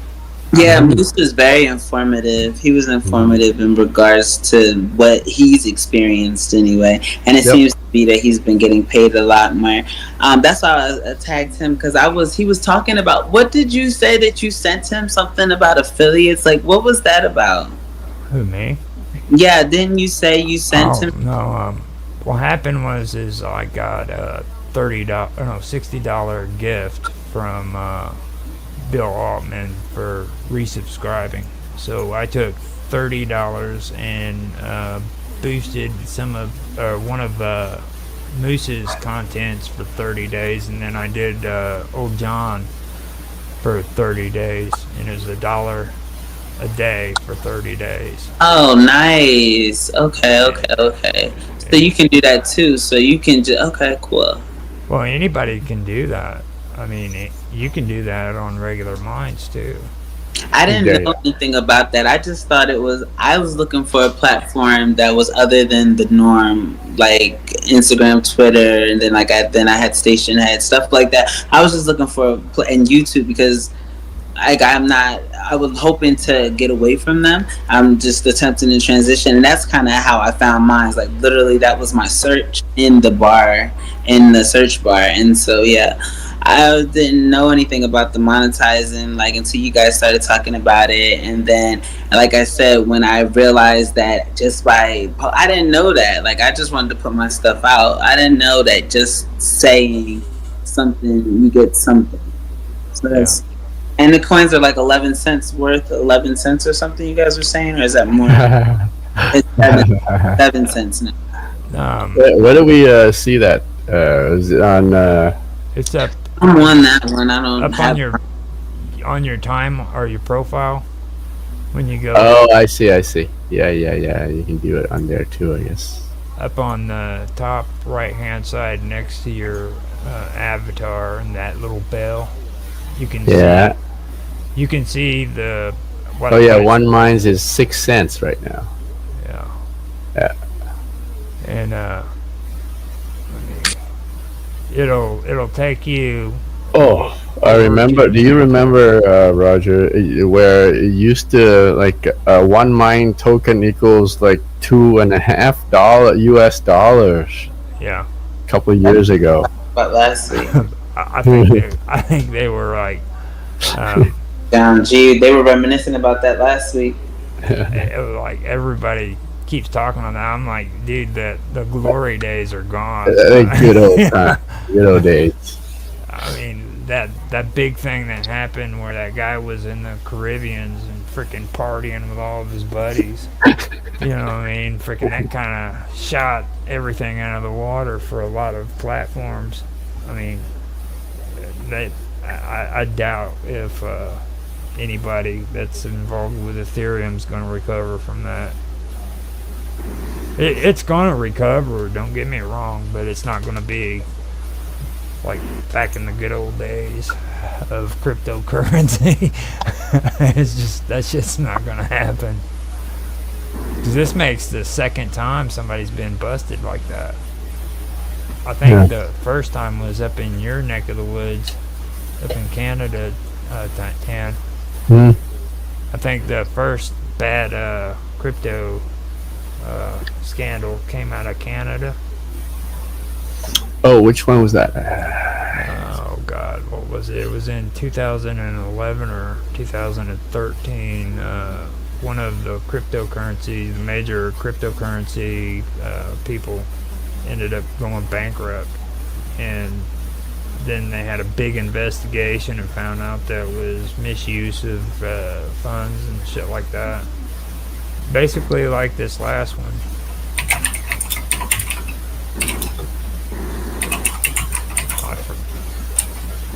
And who was it? I think it was Mark that told me that we were associated with that cryptocurrency that happened here recently, BFK or something like that, BKF. This one you're talking about, right? Quadriga FinTech. Intech, could be. It was Okay. Cryptocurrency. They collapsed in 2019. Yeah. Cryptocurrency collapse. And like with Bitcoin, the one thing with Bitcoin I don't understand is how do they stay afloat? Because when I was doing the pricing on that and keeping watch over the prices, like they lose shitloads of cryptocurrency. I mean, thousands and thousands of dollars on a daily basis. Millions. It just all through the week, and then all of a sudden some mysterious wizard appears and freaking puts like tons and tons of money into it. Like there's a secret banker somewhere just keeping an eye open. You know what I mean? Most likely the person overseeing the creation of the blockchains. Huh. I have no idea how that's happening, but like I sat and I watched it, and they would lose like $5,000 worth of cryptocurrency one day after another for about maybe a week and a half, and then all of a sudden, bam, there was money there to take its place. These people are like marketing to the big kahunas, and that's why they're turning up dead, because they're losing all their money. Like I'm not saying like I condone it, but I'm just saying like basically, hey, invest in this, and I'll show you how it can make you some money. They make them some money for a little while, and then they attempt to jack them, and they're jacking the wrong people. It's like attempting to rob the mob, and like they're not playing that. So these people are just turning up in boats and the ocean and stuff. Well, like I had it backwards before I started it. Like I was really mistrusting Ethereum, but I didn't think much of Bitcoin, but I went ahead and I kept watching Bitcoin, and I watched Ethereum. And Ethereum, at least like whenever they're freaking losing money, freaking you're losing money too. You know what I mean? But and when they're gaining money, you're gaining money. But Ethereum is a little bit more transparent, but like Bitcoin's people that have money in it, they knew what was happening. That's why they knew when to get out. I'm talking about the creators, not necessarily the investors, because a lot of people play on investors not lack of intelligence, but always willing to make a quick dollar, and they look at it like that, so they seem like easy targets usually. And so that's kind of how that went, because Bitcoin like was transparent with its people, and that's something like that's the standard. Because even now they're hoping for the research, but it was like the catalyst. It was kind of just like, how far can we go? What can we do? And like marketing to the government, like, hey, I can build your one world coin. I can show you how you can control money. And then they present it, and then they have to put the money in to demonstrate exactly how easy it is to give this money and take it away. And then that's why you started seeing all these branches. I feel salty because in 2013, when Bitcoin was like $13, like someone was telling me about it, but they were unable to explain how it worked or how I would get it. They were like, oh yeah, you got to get these machines, because like then you had to get like go into the stores and have the actual Bitcoin machines. It was just a lot more hassle, and so they were not able to really elaborate on how I'm supposed to get this here, but they kept telling me, and this is what you use, and use it on the black market. I mean, you guys probably heard me ask about the black market before, and that's why, because they were explaining to me exactly what Bitcoin was or how it's used, but they weren't able to actually understand how it functions. Like, and so for me, I have to like kind of understand the makeup, but through my studies, through my travels, I've been able to learn a little bit more about crypto. So I kind of like learn different ones to invest in, different ones that are considered. There, like Mana is gonna, it's a big deal. I mean, like that's Mana decentralization. That's actually the United States coin, and so that's definitely something to take into consideration when investing. Because I do invest in a few little ones that are kind of cheap right now, but have the potential to do other things. Again, they are points of control though, in order to control the money. But the developers know. They know when the coin's going to tank because they make it tank, or when it's going to blow because they make it blow. Let's see. For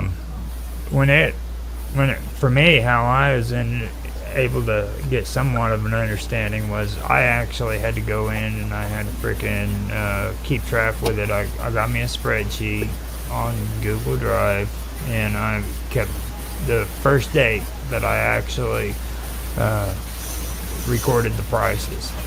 And I compared that first date to every date and every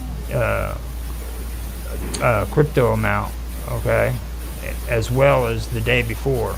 So the daily high of the day and the daily low, to open and the close. Mm-hmm. And I kept track if it was up or if it was below the original day that I started the recording the prices. Man, the day before that. And when I did it, it showed me the not versatility, volatility. Mm-hmm. Okay, within it. And I mean, cryptocurrency first off is really freaking volatile. I mean, it's nothing like the stock market, you know. Yeah, you get it.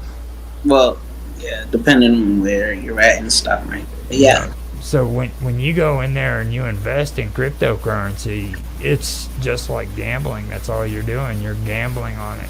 And I personally don't invest in any crypto that doesn't have interest.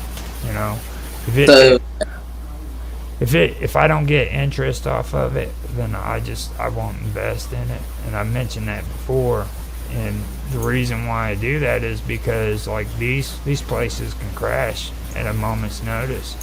I mean, I watched, well, I guess it would be about maybe 10 of them, and they're really volatile. Some of them stick around, some of them don't. And like with cryptocurrency, or with Bitcoin, I didn't mess around with any of the smaller Bitcoins. I just invested in Bitcoin, and that was it. Yeah, the little branches off of it. Yeah. I just. Did you get on the Doge? Did you get on the Doge wave? No, that I picked up on that. That was like, that's horrible. Even but no, I'm disgusted with myself. I got on it when it was less than 1 cent. Right? Literally, it was less than 1 cent, right? And I mean, then Elon Musk goes on Saturday Night Live, boosts it up to almost $1. He said he's going to get to $1. I think he got like 83, 85 cents. I said 85, and so maybe 88. But like he got up.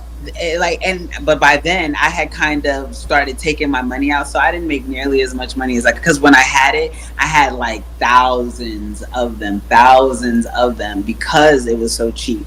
And I'm kind of the same way with Shiba, but I feel like that's the distraction point for and that's where Doge came from originally, because it has the Shiba Inu, and that's the dog that they use for Doge.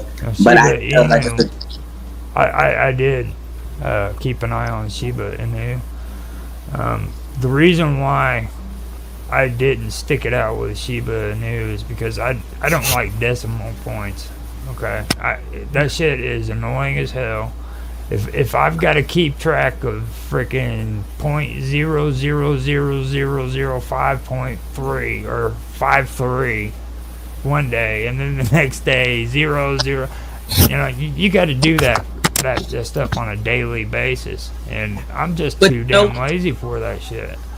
you could put $100 in there and kind of let it sit and it not go anywhere, or whatever's in your budget, even $20 at this point, because like you can, and just let it sit, because what it is one of those things, like I said, the developers, they know, and there has to be a shift from Bitcoin. We're kind of discussed it with Bitcoin. That's why everything is a negative connotation in regards to it. So we have to go somewhere else. We kind of, I don't want to say mucked up Dogecoin, but there's 3 really good ones, like really good ones. And like ADA, I don't think it's going to do it. I think ADA's a distraction. And like they used the little testers. They did the Luna, and Luna burst from like $12 to like $100 a coin in like a day, and then it dropped tremendously, and they had to like burn them all or whatever that means. But there's no more of that. They developed a different coin. I don't really fool with it because it loses its credibility in regards.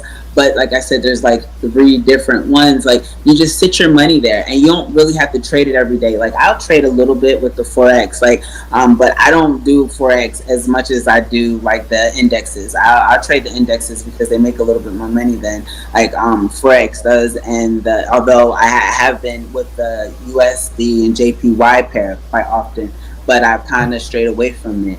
But just because, again, like I said, the indexes make a little bit more money. But with, like I said, with like the Shiba and the smaller coins, if you get those really, really small coins, you put something in there that you don't even care about, even if it's only $10 or $20, definitely 20 at least, because you'll be a couple million up when it comes up, because it's going to. We have to. It's just, you got to wait a little bit, and you got to be willing to wait a little bit. And yeah, like I said, you just throw it in there. You don't have to touch it every day. Don't even look at it. What do you got there in that spreadsheet there, Roger? Forget about his coin. On mine, what I did is towards the end I started checking out coins like Cardano. Cardano draws interest. I thought that these guys would do really well because they were suggested, and I went in and I was really shocked that a lot of them really didn't do as well as what these cryptocurrency places make them out to be. But the one thing about Cardano and Cosmos Atom is they draw interest. Okay. As Atom, I had some Atom as well, and Polkadot. Have you heard of Polkadot? Yeah, I did Polkadot, but they do the same thing. It's just too many decimal points. Okay, I can't handle that. Polkadot $6 right now. I haven't checked it for a while because I haven't had it, but Polkadot was up there for a bit. Well, that could have been in the last year. I can. Yeah, it's in the last year because that's when I've done it. It's in the last year. Polkadot, Cardano, XLM. How do you feel about them, Stellar? Now XLM was the one that had the problem with the freaking jackass in freaking Caribbean. He had a mansion, had 200 of his buddies sitting down there partying off of your money. And then freaking United States government steps in and says, "Hey, ho, you ain't supposed to be doing that shit." All the more reason you invest, because if they're involved, then they're going to make sure they make some money. Now, I mean, it's up to you. If you want to keep investing in XLM, go for it. I haven't. Because, even freaking dipshit, what's his name, the one that did Facebook, Zuckerberg. Zuckerberg did that shit in college, too. He's Mr. Partier, that kind of goes with the lifestyle. But he says he went to Epstein's Island too, and he said there's some type of thing with him speaking about how he drinks the blood of children, and he prefers he likes. Listen, it's not fake. It's gonna make me pee. I'm holding it right now, oh my goodness, I'll tell you the truth. And he said he particularly likes it, and he was going on and on about how and maybe it is fake, maybe it is. Now that you're laughing about it, makes me think it is. But no. Type of, and it was like a written thing though, and he like basically was saying how He goes there and they enjoy the adrenochrome from scared children. You know what I mean? And it's wild because, like he was saying, he actually likes it. He enjoys it, and I mean, come on, like he wouldn't drink baby blood. He looks like he drinks baby blood. That's Yeah, not. I don't know, but I don't think Zuckerberg could handle that. That'd kind of fuck him up. He just, I don't think he could freaking handle eating peanut butter and jelly sandwich. Just kind of. Get that man alone. I think he But does do it though. I think he does. I think there's a lot of people that are like with this whole, and no one believes it, but I mean, like the Underground Railroad. That's another thing you should talk about on conspiracy. But the Underground Railroad leading from the White House straight to Buckingham Palace, like there's underground tunnels that take you straight to London. yeah, I'm sure I'm Really? right at the White House. but Is it real or? Yeah, are the tunnels still? now Mhm. Yeah, I mean, whether or not they still use them, I know that people aren't really popular on this, straight but from the middle, from the West Wing. there is one big deal that is going on now, and you know the USD coin or the USD coin USDC. Yeah, They are really pushing that here lately. Tether in a place of it, which it parallels with the USD coin. That's what I heard, and I could be incorrect, but the USD coin is the same as the US dollar, and it treads on that, so they really cannot make it go too much further, and that's why Tether is the parallel of it. Allegedly, supposedly, you might know something that I definitely do not know. But they're really wanting to push the centralization for the USDC. So if you're wanting to make money and everything and get some interest from it, USDC is an interest coin. So that means when you invest in it, you also gain interest off of it. And That's the USDT. just USDC. I got it right here, yo. And I that's what I eventually did. It got so chaotic and everything. I just finally started just taking my money and putting it in USDC, and then later on, if I find something good, then I'll go for it. What But about Solana? How do you feel about it? Solana was like right towards the end of when I stopped checking all this stuff out. What really kind of kicked me in the nuts was Cardano. I really had high hopes for Cardano, and it just fell through. Yeah, that's what I was thinking. Um, Cardano. Even Cosmos too. I was the same way about Cosmos.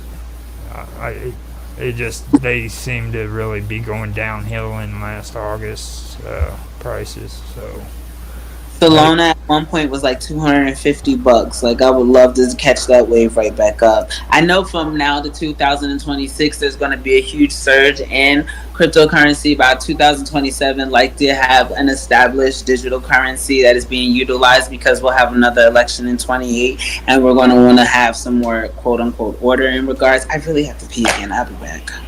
yeah, that Coca-Cola, all that coffee.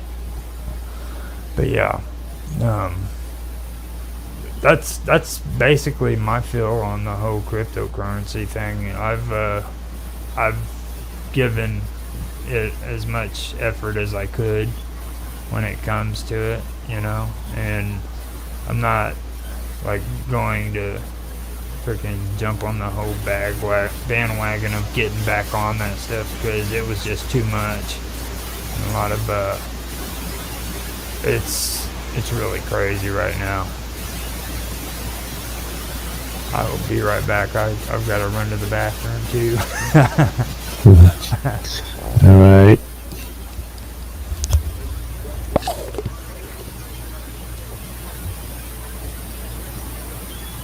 I'm just reading up on this affiliates program that Moose was talking about last week.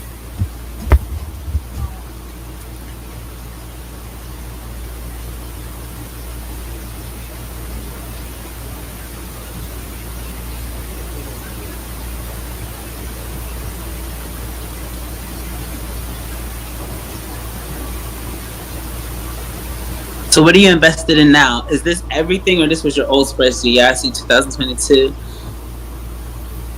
I'm not big on investment. I don't have any crypto investment right now. Just little stocks here and there, mutual What stocks funds. are you in? I have a few stocks. What stocks are you on? Well, you don't have to tell me because everyone does not like to share their portfolio. Like I'm on eToro, and they kind of make your portfolio public by default. But so I can understand if you don't want to. I'm not sure it's all done. My banker is doing all that management. I'm not. You let someone else manage your money? That's Yes. dangerous.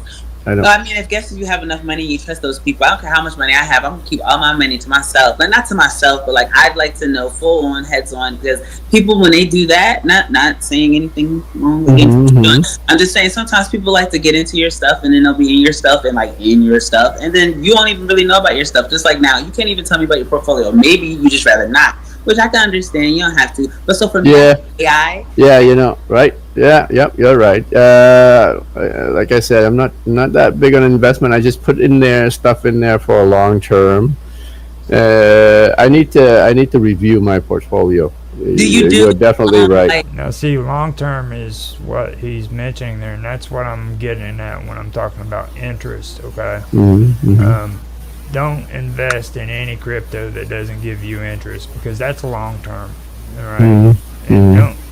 It's like on the computer when I'm making videos. I don't Right. data dump. I don't data dump my video, and what data dumping is just taking like 50 freaking computers or videos and just downloading all of them or uploading all of them, right? oh, So when you do that, that screws you over. And the same concept goes into like buying cryptocurrency or even buying stocks. You don't take all your money and just invest it all at once. You do it at a time period. Like I'll invest so much 1 month, then next month I'll invest a little bit more. And during that time period, you have that volatility going on. Right. And as you add that extra bit, that compensates for what you lose off that volatility, and the interest is still growing. So if you do it that way, you actually make more money than if you just dump all your money in there. You know well, what I was more so asking him if he does his own research for his stocks. Because, like me, I have my stocks that I have. And I know not to touch my stock market. Like, it really has to be a we're starving and I have to get my money out type thing. I don't play with my stocks. But, like, I will hit or miss with crypto because it's so low often. So I can put that back easily. But, like, my stocks are more expensive. So I have to kind of do it when I get my not big money, but a decent amount of money to do it. And I leave it there. But I was just more so asking, do you do your portfolio based off of what your investor guy person tells you, or like do you Yes. say, hey, like, oh, see, no, absolutely not. Well, I mean, okay, that's fine. I apologize. Right. I didn't mean to say absolutely not. I'm just saying for me personally, I would like I do my own research. That's why I was just wondering, and that's how I pick my stocks. So what kind of stocks are you buying? I have uranium. I have AI. I'm really like Google and Amazon. The way it dropped, I feel like they're doing a parent project. I do Alibaba. Oh, let me think. I could just open it, but I'm not gonna say everything because, like, Right. yeah, and like I understand. That's That why. seems like a lot that you're. Yeah, no, I you love have I in love your the stock portfolio. market. But I never understood it. Now I understand it. Oh man, and I just learned how to trade my margin. Like basically I can buy the spread. I never knew what that stuff meant, and the guys always say that, and I don't like to sound clueless, so I listen more than I talk if I don't know about it. And so that's why, like, when I'm quiet on here, I don't know, so I listen. And so it's mad. I learned how to trade with more money than I actually have. I just learned that this week, like 3 days ago, and it's been a dope week as a result. Really? That's cool. How do you? Yeah, do share. I guess with the margin, I don't really know. It was one of those things. Trade trade more with more money than I have. what you Yes. have. Yeah. Yes, and it creates it to where like I keep the same margin available, so it's like buying and selling at the same time. But I guess I'm hitting it at a point because it doesn't always work. I'm hitting it at a point to where it is actually in consolidation. So because it's in consolidation, no matter what, I'm staying in profit, and then I'm able to. Yeah, it's really lit. I like it. And so Planner, that's a really big one. Just if you're not already into Planner, I would definitely consider. Yeah, Tesla, but Tesla, I got it. I paid for Tesla, and then Tesla started dropping on me a lot. And like I said, at that point, I wasn't in a position to just like lose a lot of money. And so as a result of losing a lot of money, I pulled out of Tesla. But I do trade Tesla on the. Yeah, that Tesla is interesting because they dropped because of the Twitter purchase, but the split, but they're going to go back up. Tesla's going to go back. They're bound to come back up. Yeah, maybe. I know because I trade them on the with leverage trading. I do leverage trading with Tesla, but I don't have actual share of Tesla right now, but I do the leverage trading. That's how I know it's going to go back up, because I actually watched the chart, and I've made some money off of Tesla, not the money I lost back yet, but I mean. Yeah, but see, and like Elon Musk, okay, that's the thing that gets me. Like, okay, this man loses more money than I could ever make in a lifetime. You know what I mean? Mm-hmm. And he's still able to freaking run SpaceX. He's still rich. No, SpaceX. I mean, how's he still sending ships up? Like, he does tests. Like, every month he's sending a space shuttle up to freaking see if it'll freaking work. You know what I mean? How's he doing this crap? And he's losing money. Maybe he's very efficient, frugal, maybe he's only buying, or he's developing. I feel like he develops more than he purchases, and he kind of comes from the ground up, which makes it a very cheaper alternative in regards. And I don't know, because I have never met this man personally, actually. And so I just feel as though that would be what he was doing, and that would make it a cheaper option, and even more, to me, a more reliable one, just because you know what you have, know what you're dealing with. But I know a lot of people that would not depend on that, because then he's completely independent at that point. If I'm not purchasing any of your goods or services, like, and he said this on an interview before, because I've gotten into him really recently, like listening to like who he is or how he thinks and stuff like that from his interviews and stuff like that. And he was saying, he was like, look, you can't offer me money. Like, I don't care about that stuff. Like, I'm doing this because it feels good to me. Like, this is right, and I would like to help. And I mean, like, that's why I feel like he would be. I think it's more than that, though, because, like. Of course it's more than that, but I'm not going to tell you that. With that deal with Twitter, when he changed the name and everything. Like, do you remember when he was walking into the office with, what was it, a toilet? A sink. Yeah, he brought the sink into Twitter headquarters. You tell me he freaking didn't know he was going to lose money